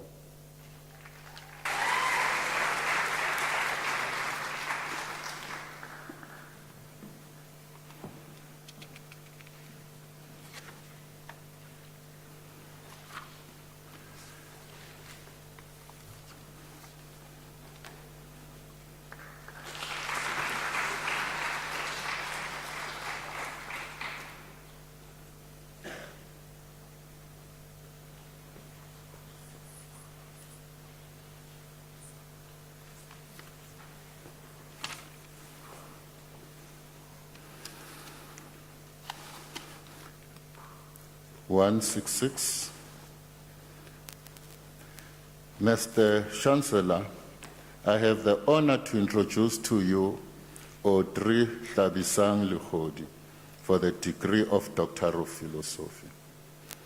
In the absence of her supervisor, Professor L.J. Erasmus, it gives me pleasure to read the citation. In a thesis entitled Enhancing Audit Committee Effectiveness in South African Municipalities, she explores the effectiveness of the municipal audit committees and specifically highlights challenges linked to administration, governance, and oversight. The study proposed a framework that aims at improving the effectiveness of audit committees in South African municipalities.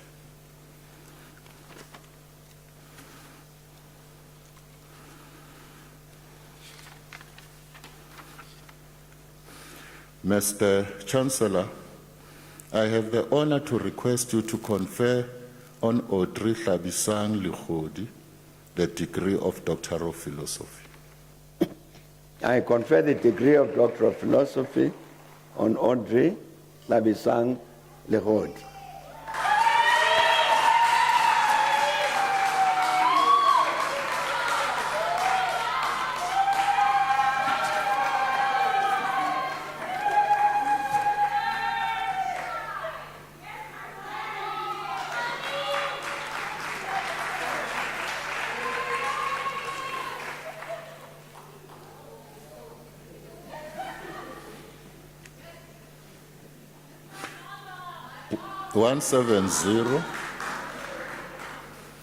Mr. Chancellor, I have the honor to introduce to you Annelies Wooshuizen for the degree of Doctor of Philosophy.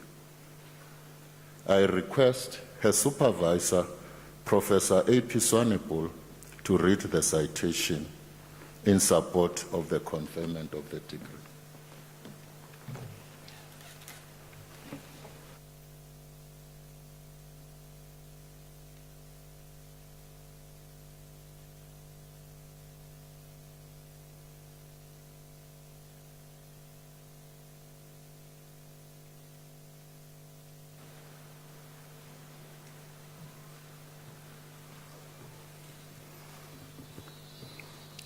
In her thesis entitled The Tax Framework for Crowdfunding in South Africa, she assesses crowdfunding as an innovative tool used by entrepreneurs and small businesses to access capital from sources other than the financial services and the banking industry. She proposes introducing a single tax credit for crowdfunders to bring certainty and fairness to the tax treatment of the different crowdfunding models. She makes a valuable contribution to the body of knowledge in the field of crowdfunding in South Africa with the development of a tax framework.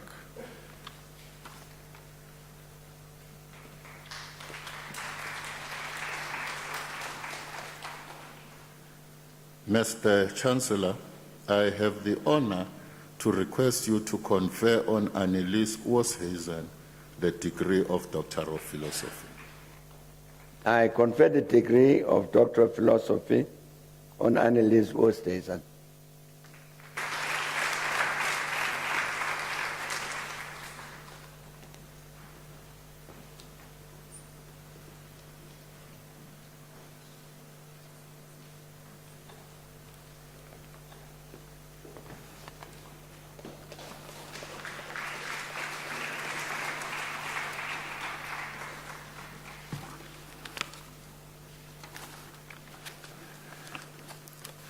(174).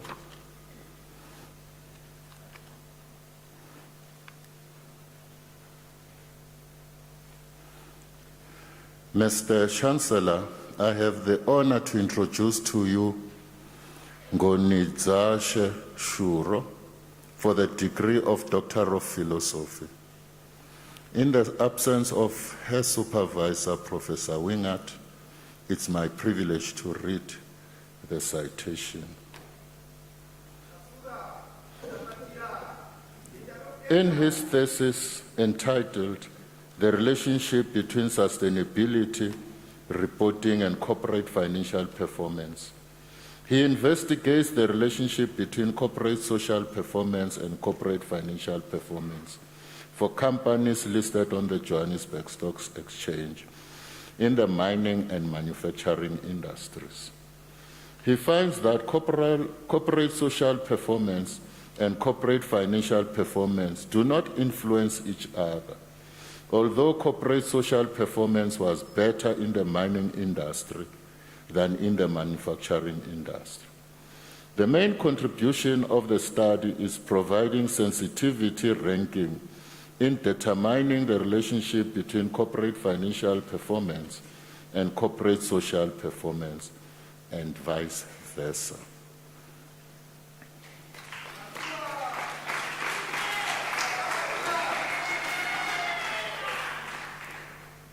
Mr. Chancellor, I have the honor to request you to confer on Ngonizashe Shuro the degree of Doctor of Philosophy. I confer the degree of Doctor of Philosophy on Ngonizashe Shuro.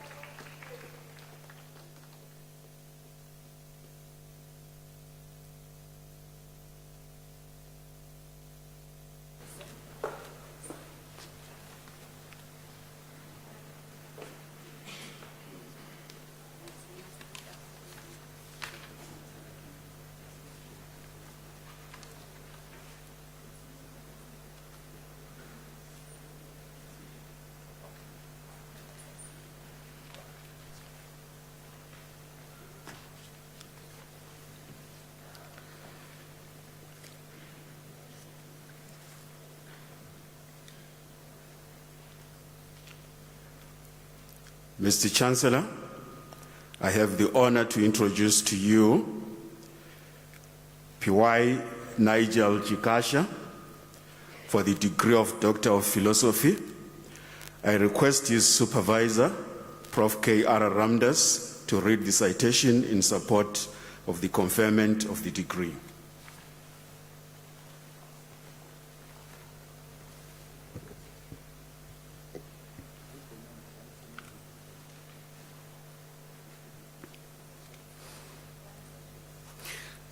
In his thesis entitled Engineering Curriculum Quality Management Using Artificial Intelligence, he investigates the alignment of the industrial engineering curriculum to the skills and knowledge requirements of the industry. By developing a curriculum management system that utilizes artificial intelligence to interpret the knowledge requirements of the industry from job advertisements, and then taking the approach of atomic curriculum management to align the curriculum to the industry, he bridges the gap between higher education and the industry. This study makes a valuable contribution to the body of knowledge in the field of industrial engineering.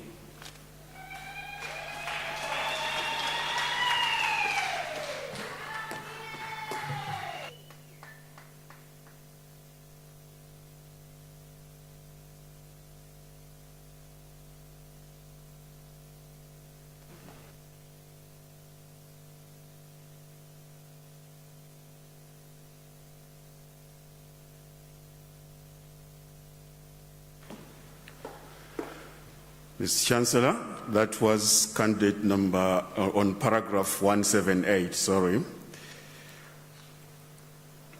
Mr. Chancellor, I have the honor to request you to confer on P.Y. Nigel Chikasha the degree of Doctor of Philosophy.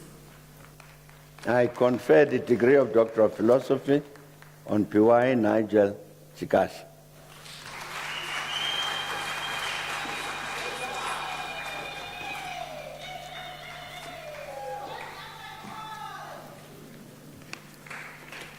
Candidate 184.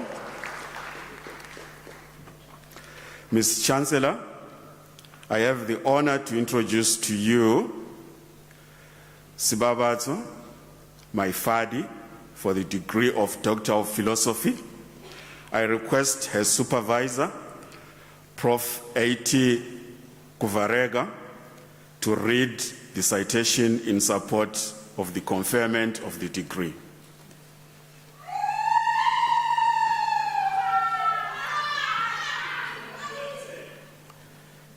In her thesis entitled Development of an Integrated Multi-Stage Technology for Treatment of Saloon Wastewater, Sebabaso Maifadi assesses the quality of wastewater from operational saloons in Johannesburg, South Africa, in relation to its physical-chemical properties and organic composition. She develops and evaluates the efficiency of a multi-stage treatment process that comprises a rapid granular multimedia filtration system, a sulfate radical-based advanced oxidation process, and a carbon nanotube embedded polyether sulfone ultrafiltration membrane. She makes a useful contribution by identifying organic compounds in the wastewater and confirming the limitation of using a single treatment process for the treatment of complex matrices.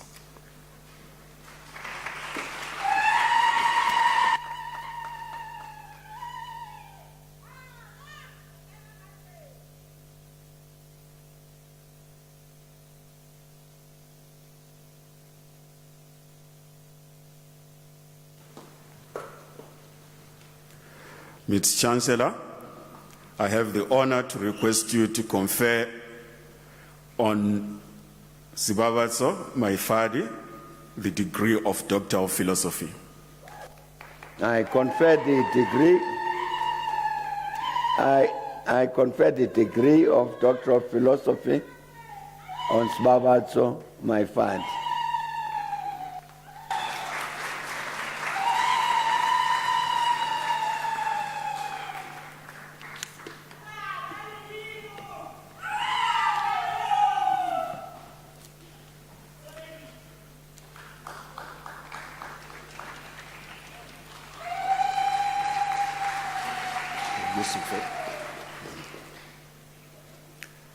Mr. Chancellor, I have the honor to introduce to you Yusuf Marcelino Mkungula for the degree of Doctor of Philosophy. In the absence of the supervisor, I will read the citation.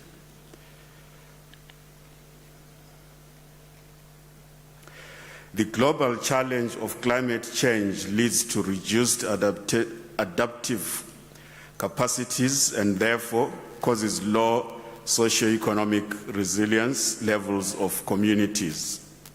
In his thesis entitled An Analysis of Climate Change Resilience of Vulnerable Rural Communities in Malawi, he concludes that climate change resilience building in Malawi is slow, a reason for this being that the economic security of communities is not adequately diversified. One of the most important recommendations of this thesis is that full devolution of powers from central government to district authorities be implemented. The thesis provides a scientific analysis of policy design implementation for climate change and enriches the understanding in development studies of approaches to climate change for human development.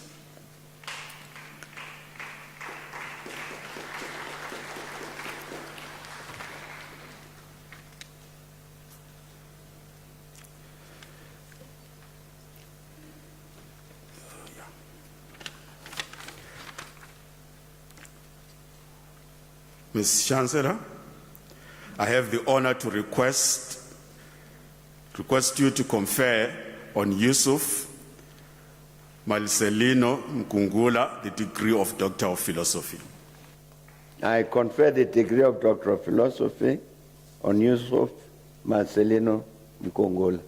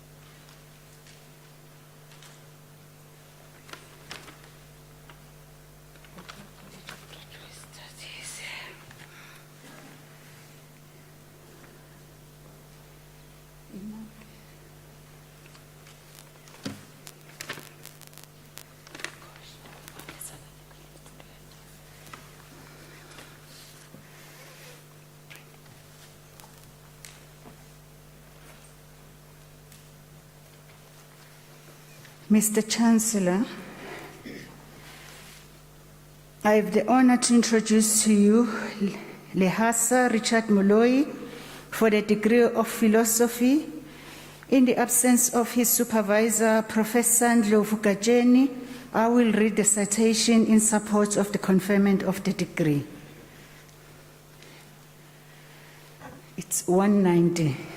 In his thesis entitled Towards an Afrocentric Development Paradigm in Africa, he deploys Afrocentricity as both a theory and methodology to critique the dominant idea of development and to reveal embedded Eurocentrism, coloniality, and a white gaze. He makes a valuable contribution to the field of development studies, using history, culture, and agency as heuristic frames to articulate an Afrocentric development paradigm free from Eurocentrism, coloniality, and the white gaze. The proposed model enables alternative Development Pathways for Africa, that is anchored in African knowledge and cosmology, with Africans as agents rather than objects of development.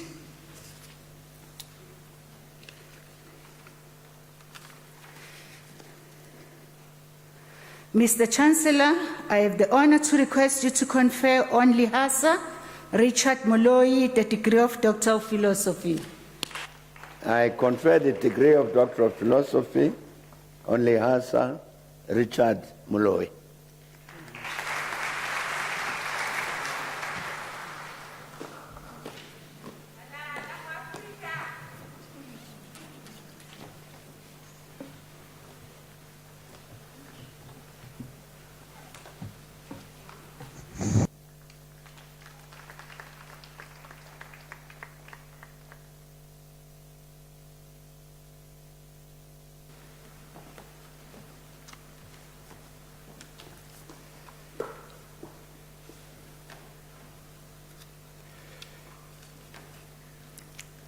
Candidate 198. Ms. Chancellor, I have the honor to introduce to you John Mwehaki Nyika for the degree of Doctor of Philosophy. I request a supervisor, Prof. E.K. Onyari Beneka, to read the citation in support of the conferment of the degree.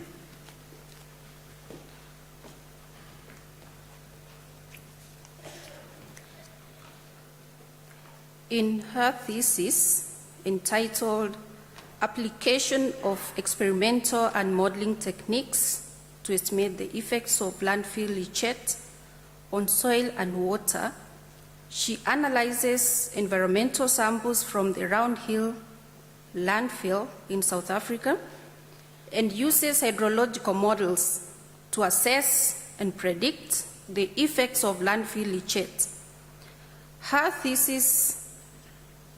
Her results suggest that vertical and horizontal movement of leachate has the potential to pollute groundwater and soil within the landfill vicinity, even in the near future. Her results could serve as an early warning to regional environmentalists to manage solid waste scientifically and re-engineer the landfill to avoid leachate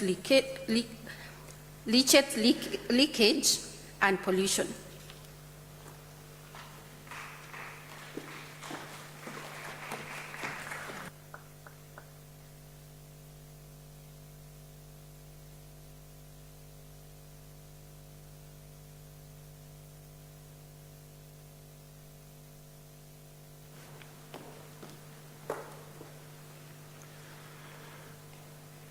Ms. Chancellor, I have the honor to request you to confer on John Mwehaki Nyika the degree of Doctor of Philosophy.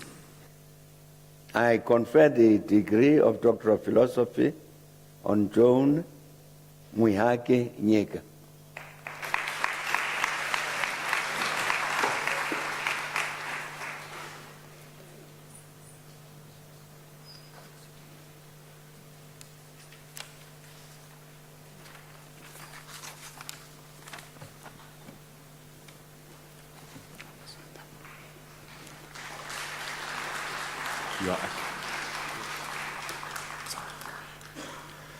Ms. Chancellor, I have the honor to introduce to you Akinpelu Ayokpen Oyekunle for the degree of Doctor of Philosophy. I request his supervisor, Dr. E.S.N. Mkwananzi, to read the citation in support of the conferment of the degree.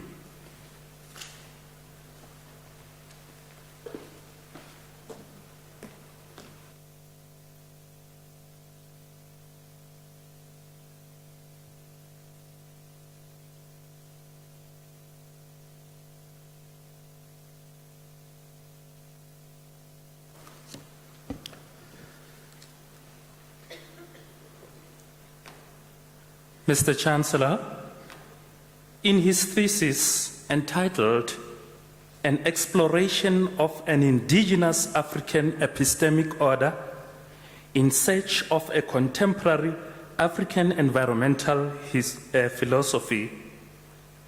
Akimpelo Oyekunle investigates the possibility of constructing an African-oriented philosophy on environmentalism, which is both participatory and interdisciplinary in its quest for meaningful and pragmatic solutions to the problems of our environment. The construction of this philosophy is hinged on the epistemic stance abstracted from the indigenous knowledge systems of African people in general and the Yoruba and Igbo people of Nigeria in West Africa in particular. This study provides the building blocks for an environmental philosophy that is both African in its essence and global in practice.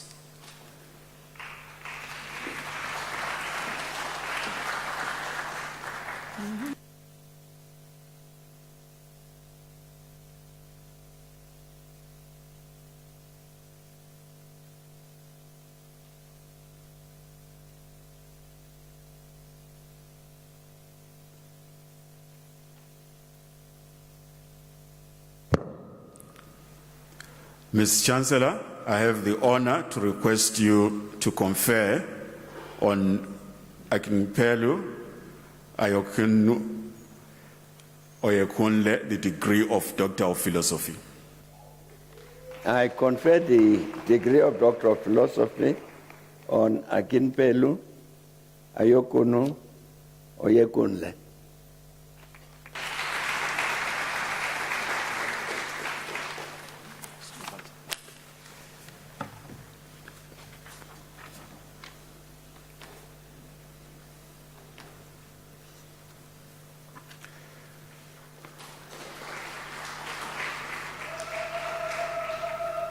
Ms. Chancellor, I have the honor to introduce to you William John van der Volt for the degree of Doctor of Philosophy. In the absence of the supervisor, Prof. Mlenga, I will read the citation in support of the conferment of the degree.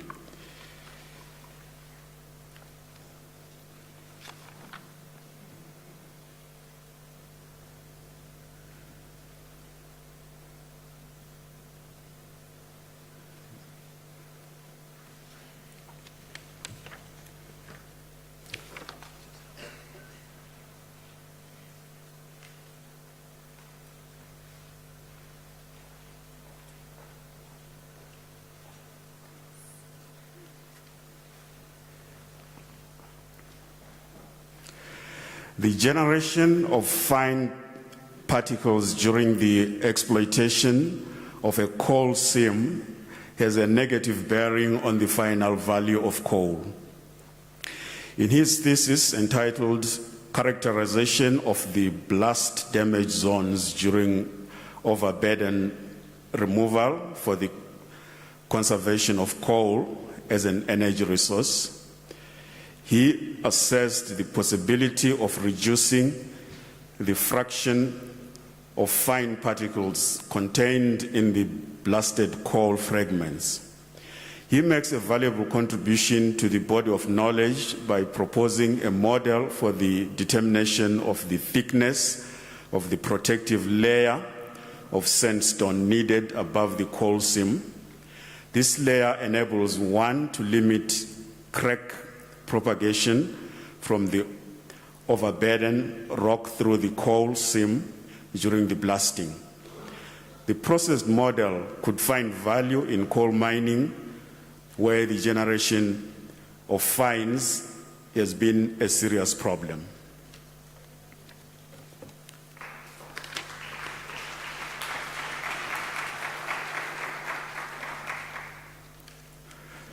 Ms. Chancellor, I have the honor to request you to confer on William John van der Volt the degree of Doctor of Philosophy.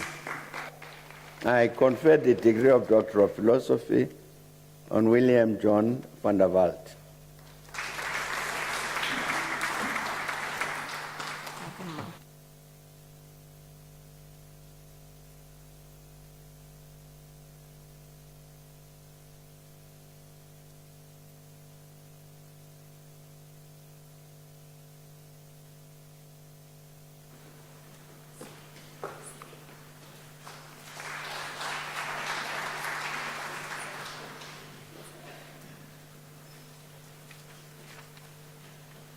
Candidate 227. Mr. Chancellor, I have the honor to introduce to you Lonel Kutsia for the degree of Doctor of Business Leadership. I request her supervisor, Professor Sanchen Henning, to read the citation in support of the conferment of the degree. And I have pleasure in reading this citation given Prof. Henning's absence. In her thesis entitled A Follower-Centric Model for Employee Morale in a Safety-Critical Air Traffic Control Environment, using a mixed method research design, Lonel Kutsia explores and designs a model to measure and manage team morale in air traffic control centers. The proposed measure of morale and its drivers model could provide business intelligence and safety control critical environments to support management decision-making processes. The study integrates morale, fellowship, followership, performance, variability, and organizational culture, climate, and in a context-specific model. As a groundbreaking theoretical framework, the study contributes significantly to the aviation body of knowledge in both theory and practice.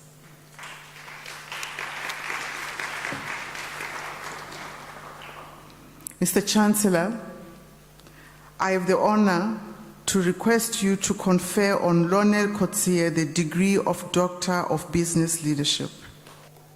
I confer the degree of Doctor of Business Leadership on Lonel Kutsia.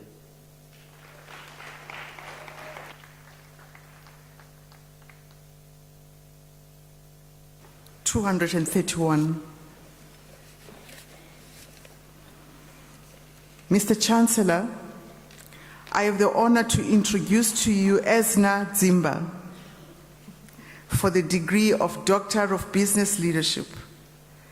I request her supervisor, Professor John van der Poel, to read the citation in support of the conferment of the degree.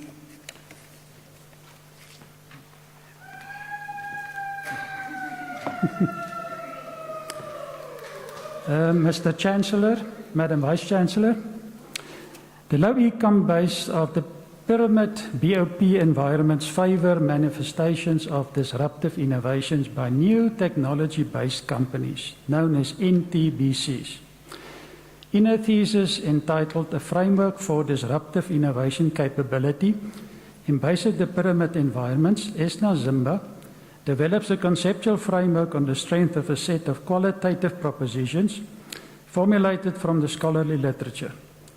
Through a semi-structured interview protocol, she collected and analyzed data following a grounded theory approach from 20 startup NTBCs. On the strength of the findings, the framework was enhanced to suggest that socioeconomic factors support BOP disruptive innovations. The study makes a valuable contribution to innovative business leadership theory and practice. I thank you.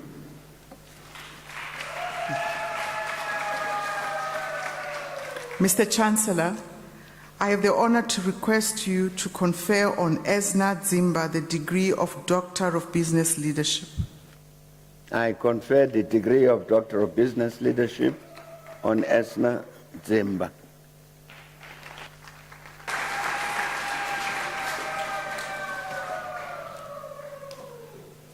239. Mr. Chancellor, I have the honor to introduce to you Lancelot Nyaradzai Madondo for the degree of Doctor of Business Leadership. I request his supervisor, Dr. H.J. de Villiers, to read the citation in support of the conferment of the degree.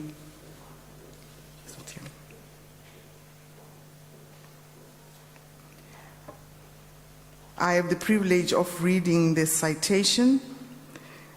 The thesis is titled Creating Competitive Advantage Through Combined Assurance in South African Organizations. In this thesis, he researches the adequacy of a governance model, namely the three-line of defense model, as well as its effectiveness in dealing with the dilemma of management objectives that are misaligned with those of organizational owners. He makes a valuable contribution to the body of knowledge in the field of corporate governance, as well as governmental institutions. By implementing some of the recommendations of this study, a competitive advantage could be created in South African organizations.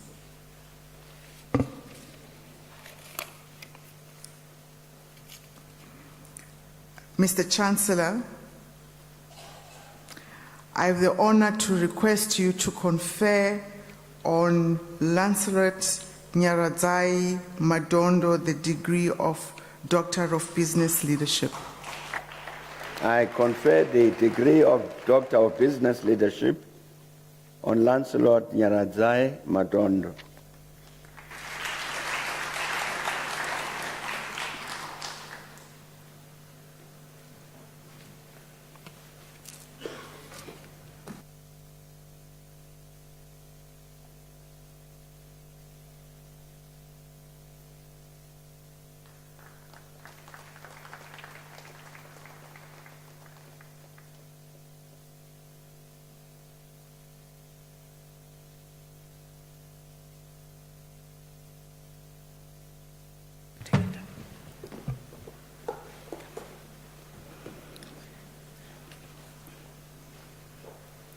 Mr. Chancellor, the following candidates received the degree of Master of Education.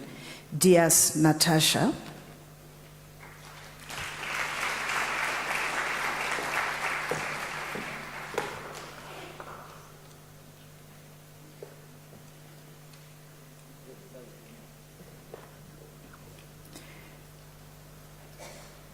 Dube Molebatsi Sylvia.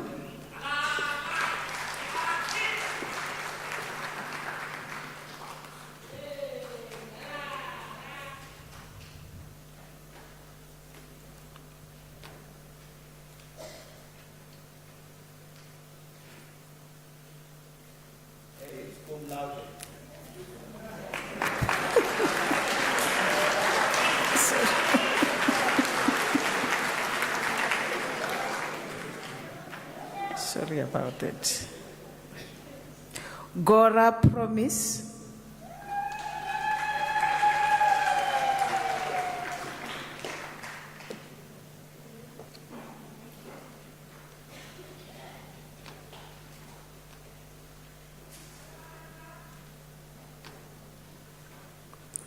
Gumede Elina.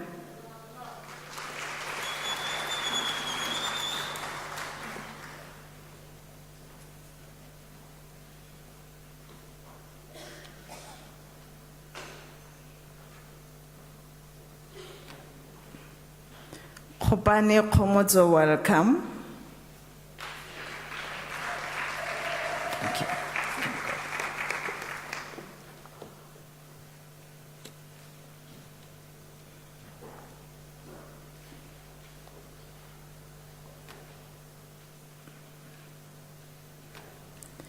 Mabitla Ramadimeje Hermina.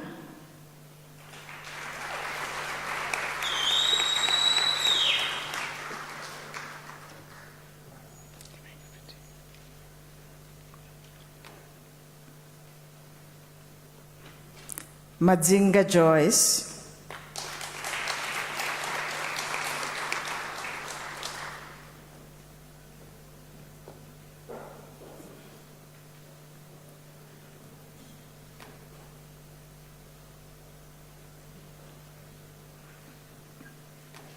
Magagula Tembi Baby.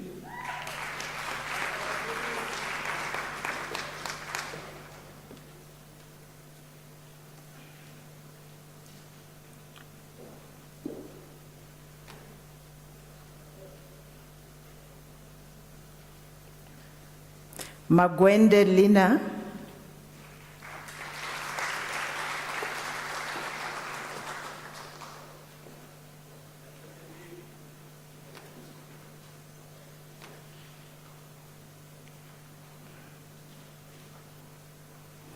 Mashapa Vutari Irene Joan.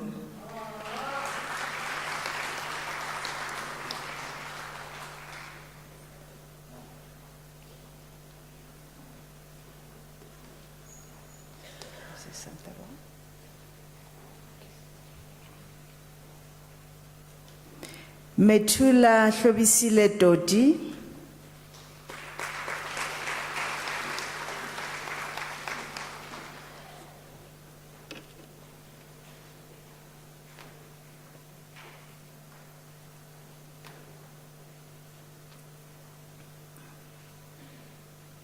Mkandla Justice.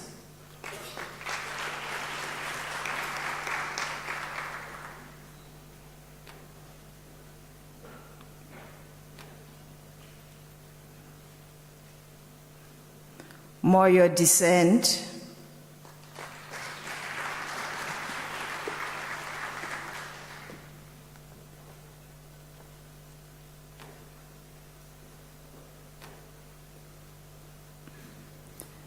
Ndlovu Tembelihle Gugula Basha.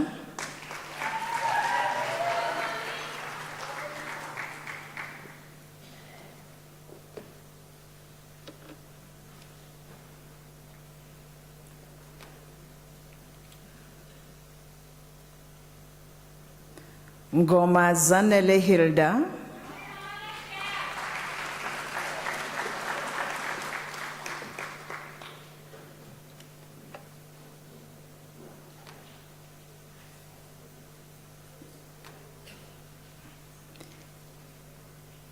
Nyamutsamba Beauty.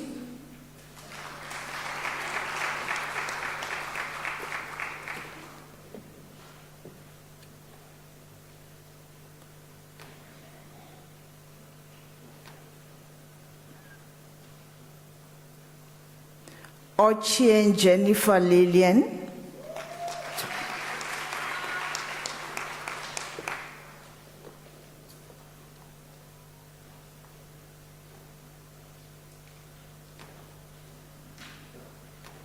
Mulu Shamila.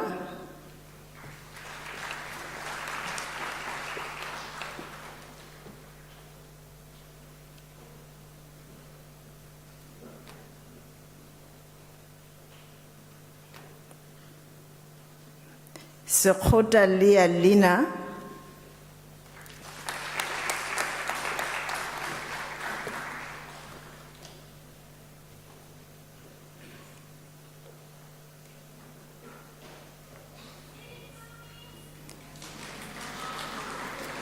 Seme Ephraim Zakele.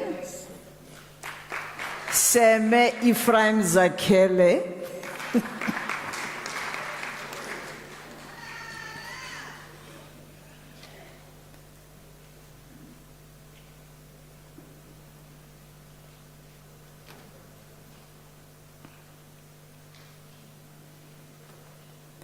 Zungu Mandlenkosi Albert.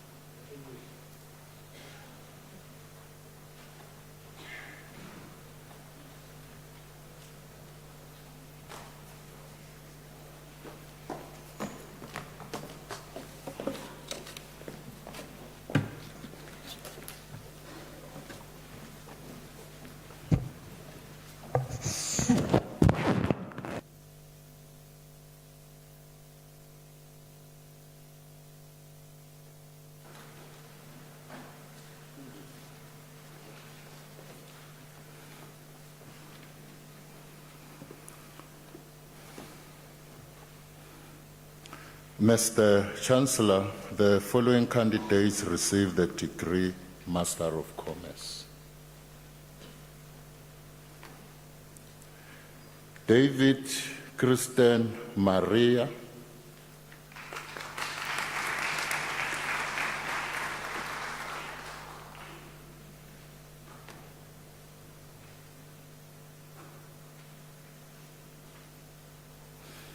Magilezi Rembuluani.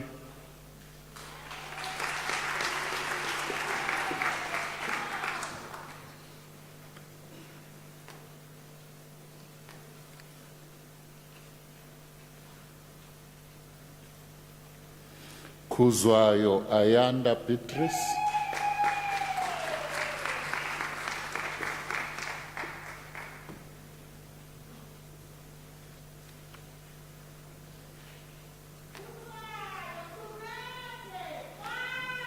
Mhlanga Molin.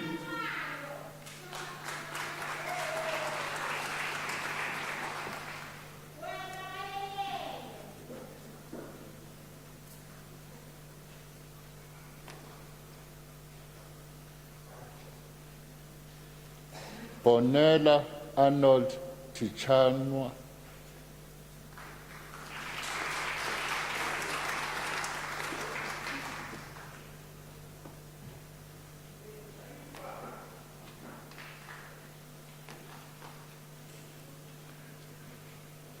Silisho Refilwe Argentina.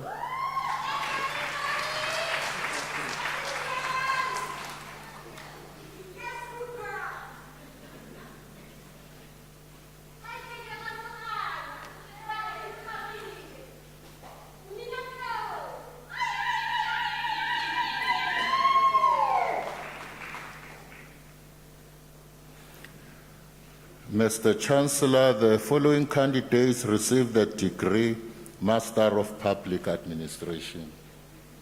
Muremi Samuel Kwena.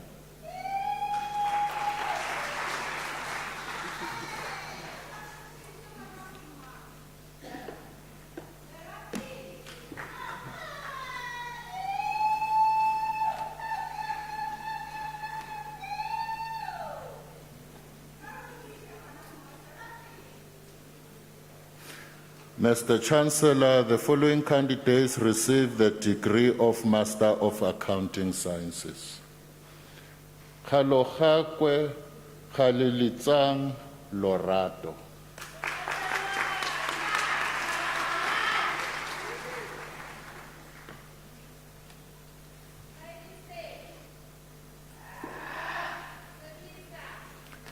Tlatshwayo Neo.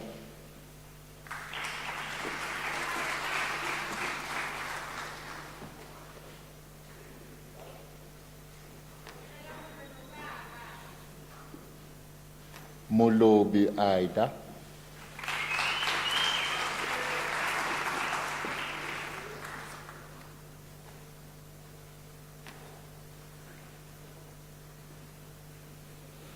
Ndawi Felicitas.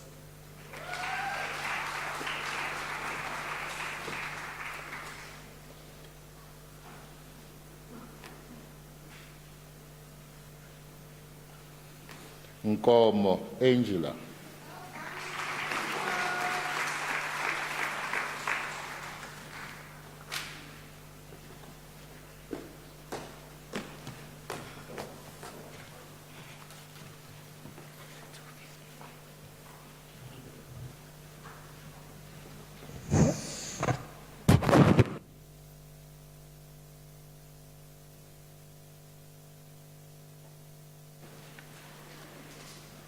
Mr. Chancellor, the following candidates received a degree of Master of Arts.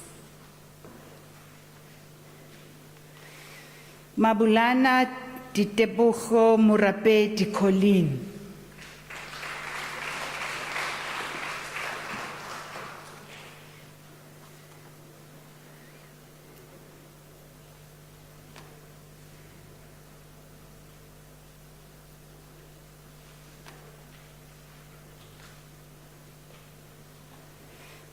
Ndawo Maureen Matinzi.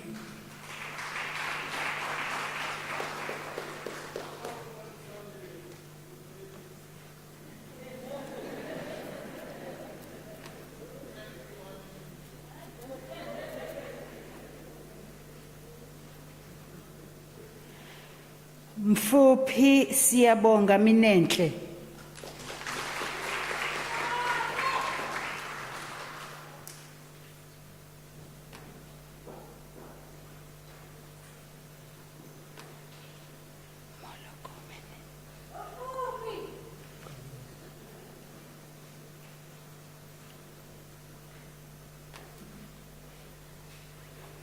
Molokome Letieka Aubrey.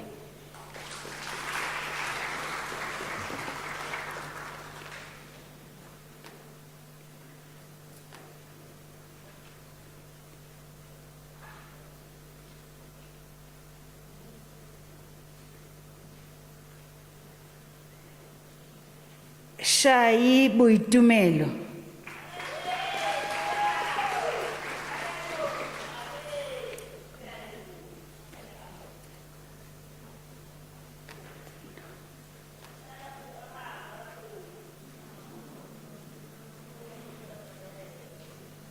Shiba Tando Monica.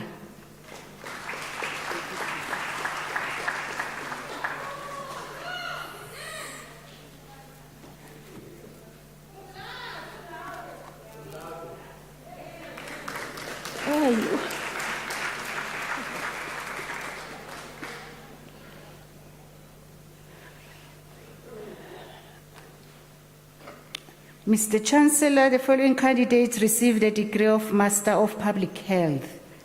Mahamata Mapitso Dokas Grace.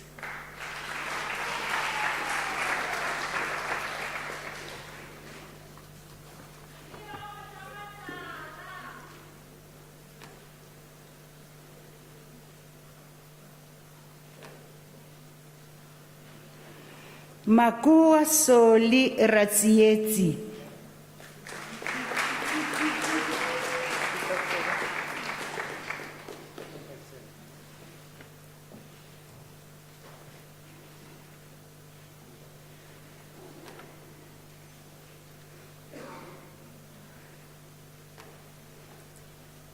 Mr. Chancellor, the following candidates received the degree of Master of Information Science. Lemekwana Tulisile Priti.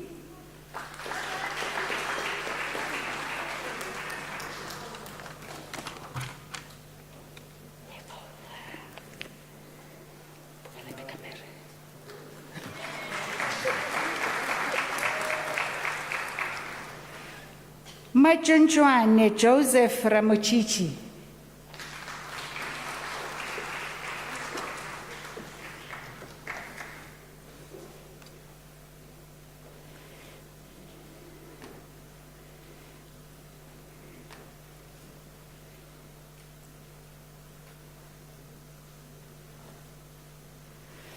Modise Mulatelo Asnati.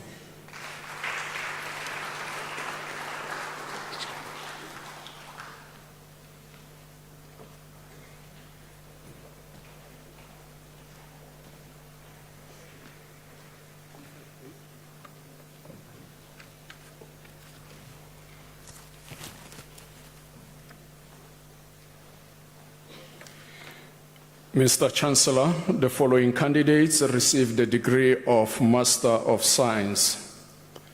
Abafe Ejovi Akbovue.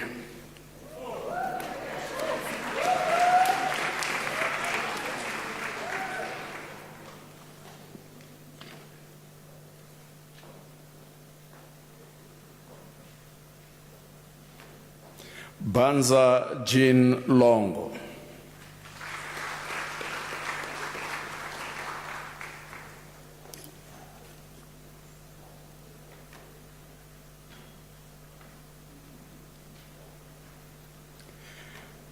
Ngumalo Sibusiso Halalisani.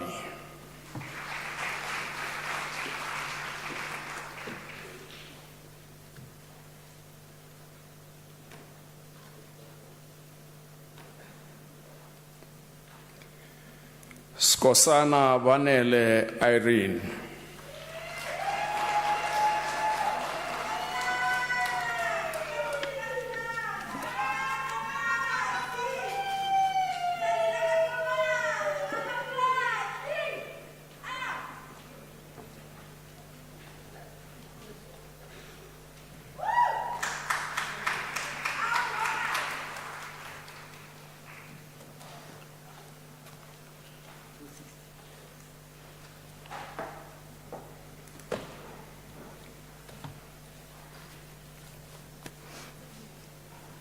Mr. Chancellor, the following candidates received the degree of Master of Laws.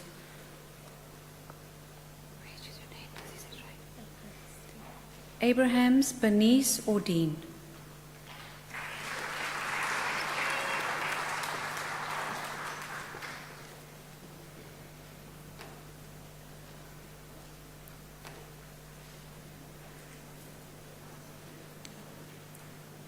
Bernard Owen Leslie.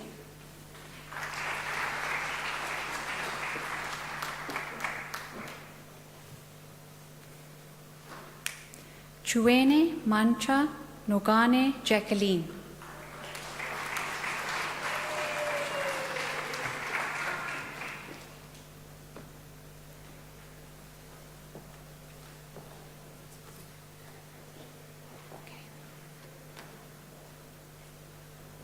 Finn Miranda received the degree cum laude.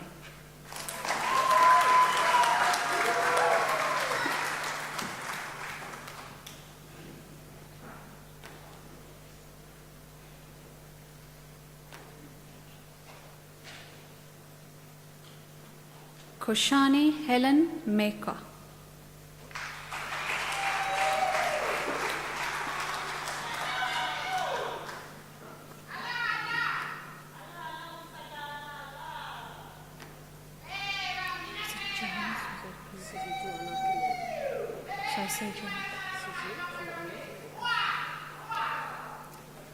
Suzette Johanna Kruger.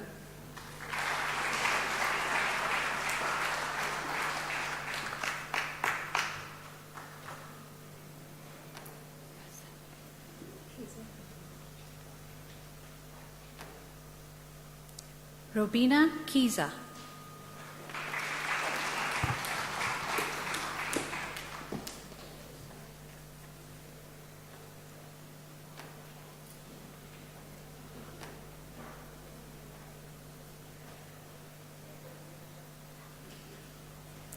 Patricia Jabuleli Dlamini Zabadzanzaba.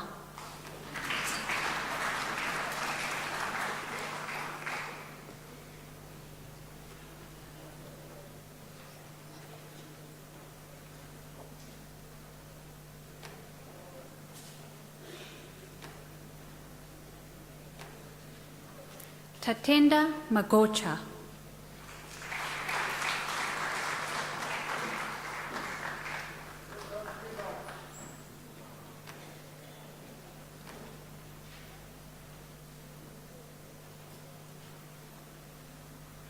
Nyengeterai Mangidza.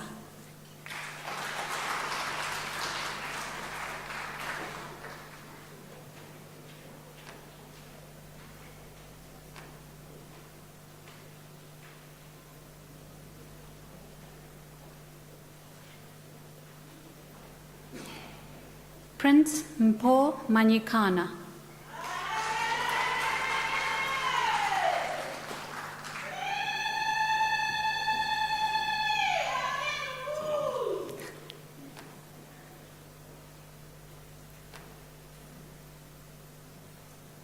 Trevor Nkolisi Malusi Busembo Nkize.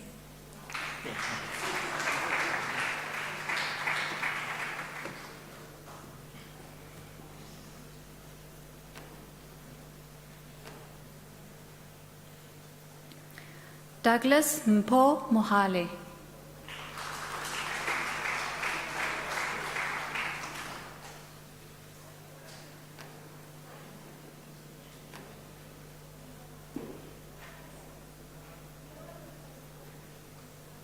Ashton Mfari.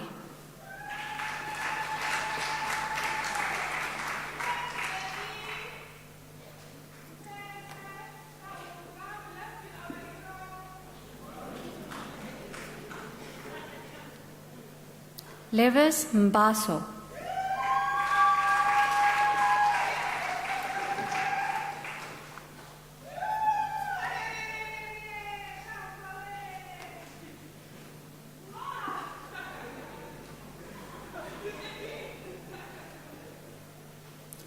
Michael Azwidiwi Ntintwani.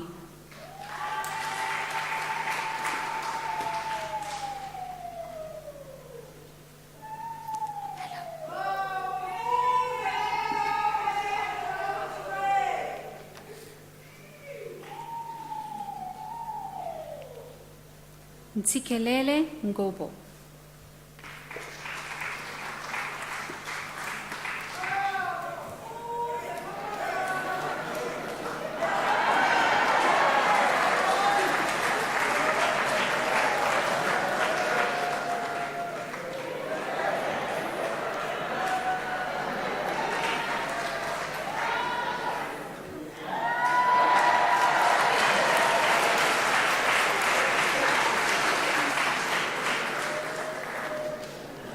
Langelihe Edith Mputi.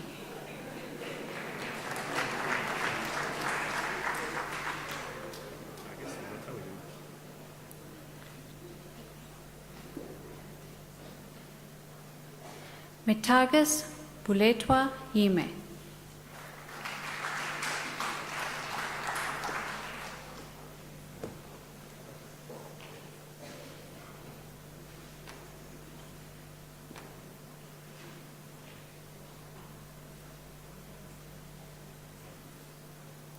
Dineo Selepe.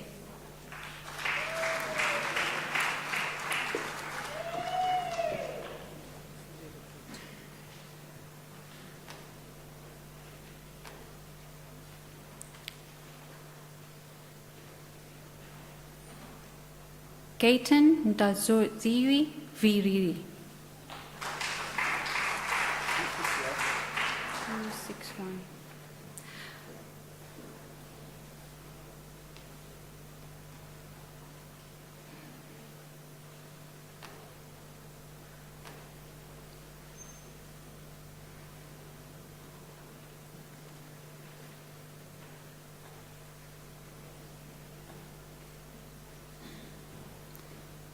Mr. Chancellor, the following candidates received the degree of Master of Arts.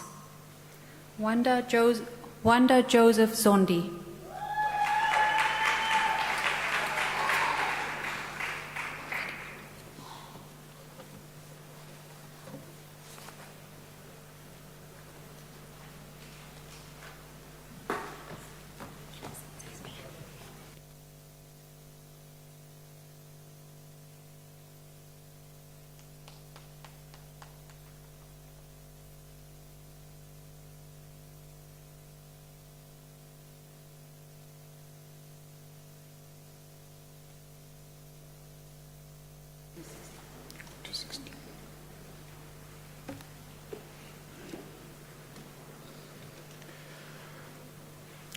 Mr. Chancellor, the following candidates received the degree of Master of Science.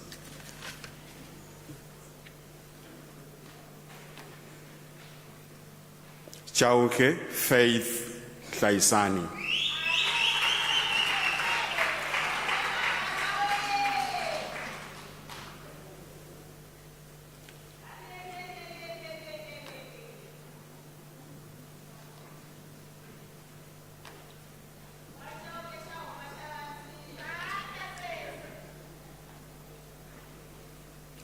Shoshi Sonti Philip.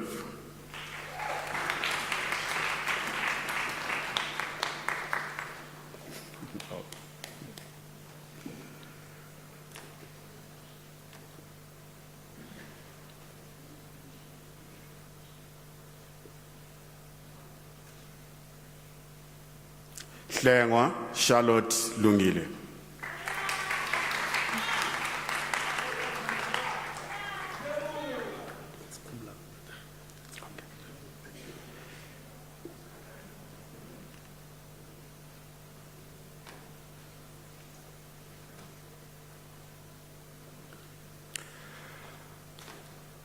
Makokocha Zamikaya, degree received cum laude.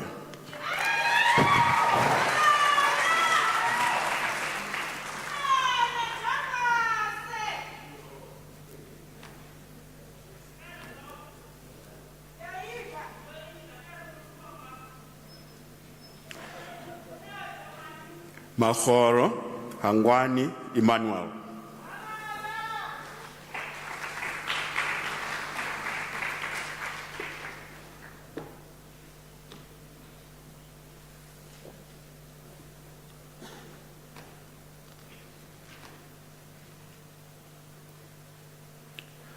Makama Nonzuelo Rolen.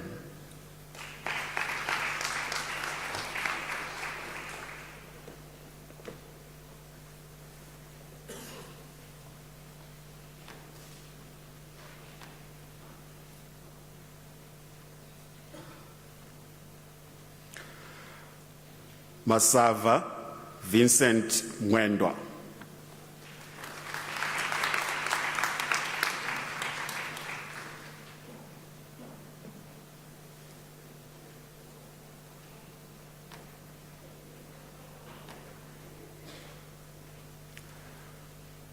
Mhlala Doko Klin.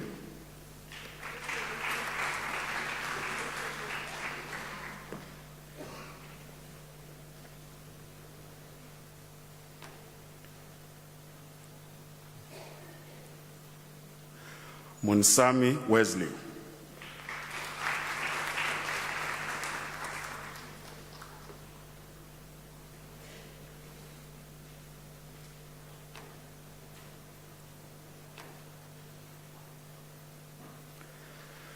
Steinbeck Johanna Christina.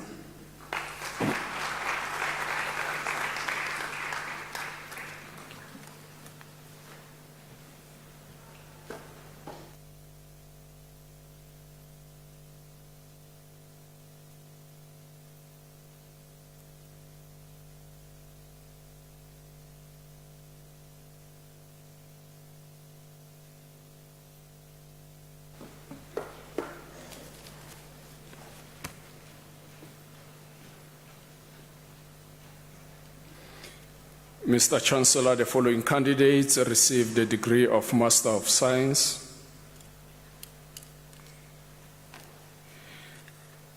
Sindani Augustine Sifiso.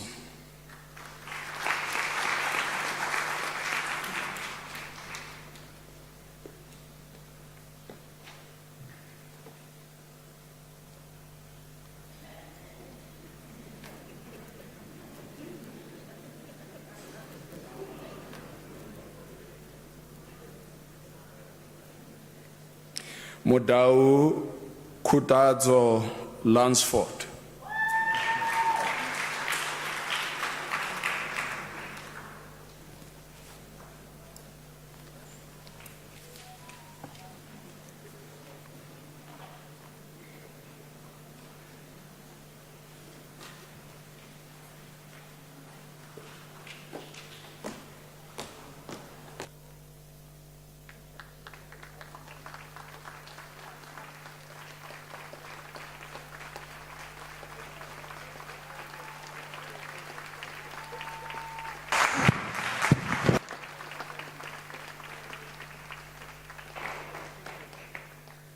This is beautiful.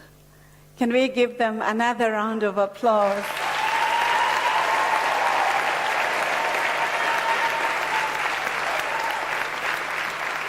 Nekholukwane.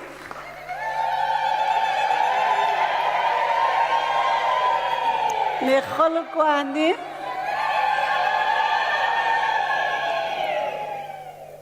Perhaps this is the moment when the graduates should look at their parents and families and just wave their certificates. Can you stand up and honor your families and the nation?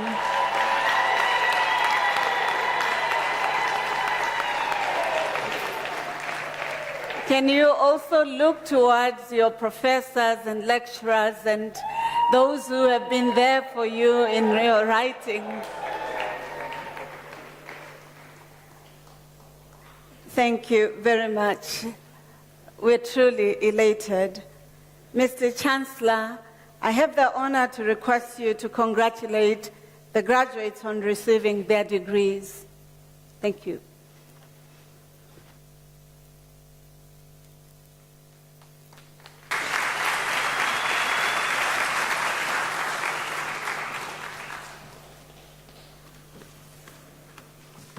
The Vice Chancellor says I must congratulate you. Congratulations.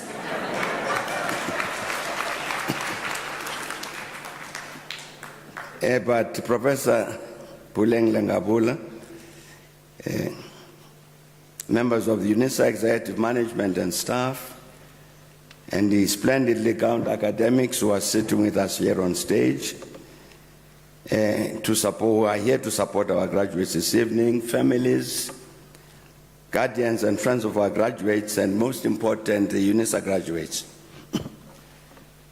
Graduation ceremonies are a matter of great pride for the graduates, for their families, friends, guardians, and of course for the university. And there is something special about these ceremonies that has as much to do with the personal achievement of an important academic milestone and goal as it does with the ceremony itself.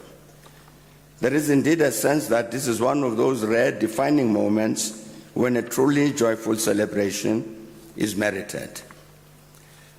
The brightly colored robes of the academic procession, the red and black gowns and caps, and the differently designed hoods of the graduates, the symbols like the ceremonial mace and the formulaic ceremony and capping ritual, acknowledge and lend legitimacy to the individual effort and the knowledge and skills that have been acquired over the period of study. I'm indeed honored to stand here as we're about to conclude this important celebration of the achievements of the graduates before us to congratulate you all on your well-earned and surely hard-won qualifications. I also take this opportunity to congratulate this magnificent university, that is Unisa, for its sustained efforts to continue to produce the high-caliber graduates who are with us this evening. Albert Einstein once said that the process of scientific discovery is in effect a continual flight from wonder. Thus, through the knowledge you've acquired, you have joined the empowering flight from wonder and further reduced the perimeters of the unknown by the new, which some of our distinguished graduates have added to the totality of human knowledge. Thus, does society as a whole join us here today to celebrate your success, since that achievement means that humanity has gained new capacities to help bring about progress and transformation for the greater good of all humanity. Your welcome success has also confirmed that through you, its graduates, the university continues to take seriously its responsibility to understand and appreciate the role that it needs to play in society. So, dear Unisa graduates, you have joined the ranks of the brightest and best in South Africa, our continent, and the world. And we, the spouses, the parents, the families, academic management and other staff, and indeed the country, our continent and beyond, extend our sincere and proud congratulations to you. And together we all of us say, very well done indeed. And we hope that your success will foster in you the desire and confidence to say, I want more and I can achieve more. Empowered both to help create a better world as well as attain personal progress. To the families, friends, and graduates who stood by our graduates and supported them in their studies, we congratulate you as well. Your support has contributed in a very tangible way to the valuable academic achievements we have gathered to recognize and celebrate. Ladies and gentlemen, thank you very much for your attention, and very, very well done indeed.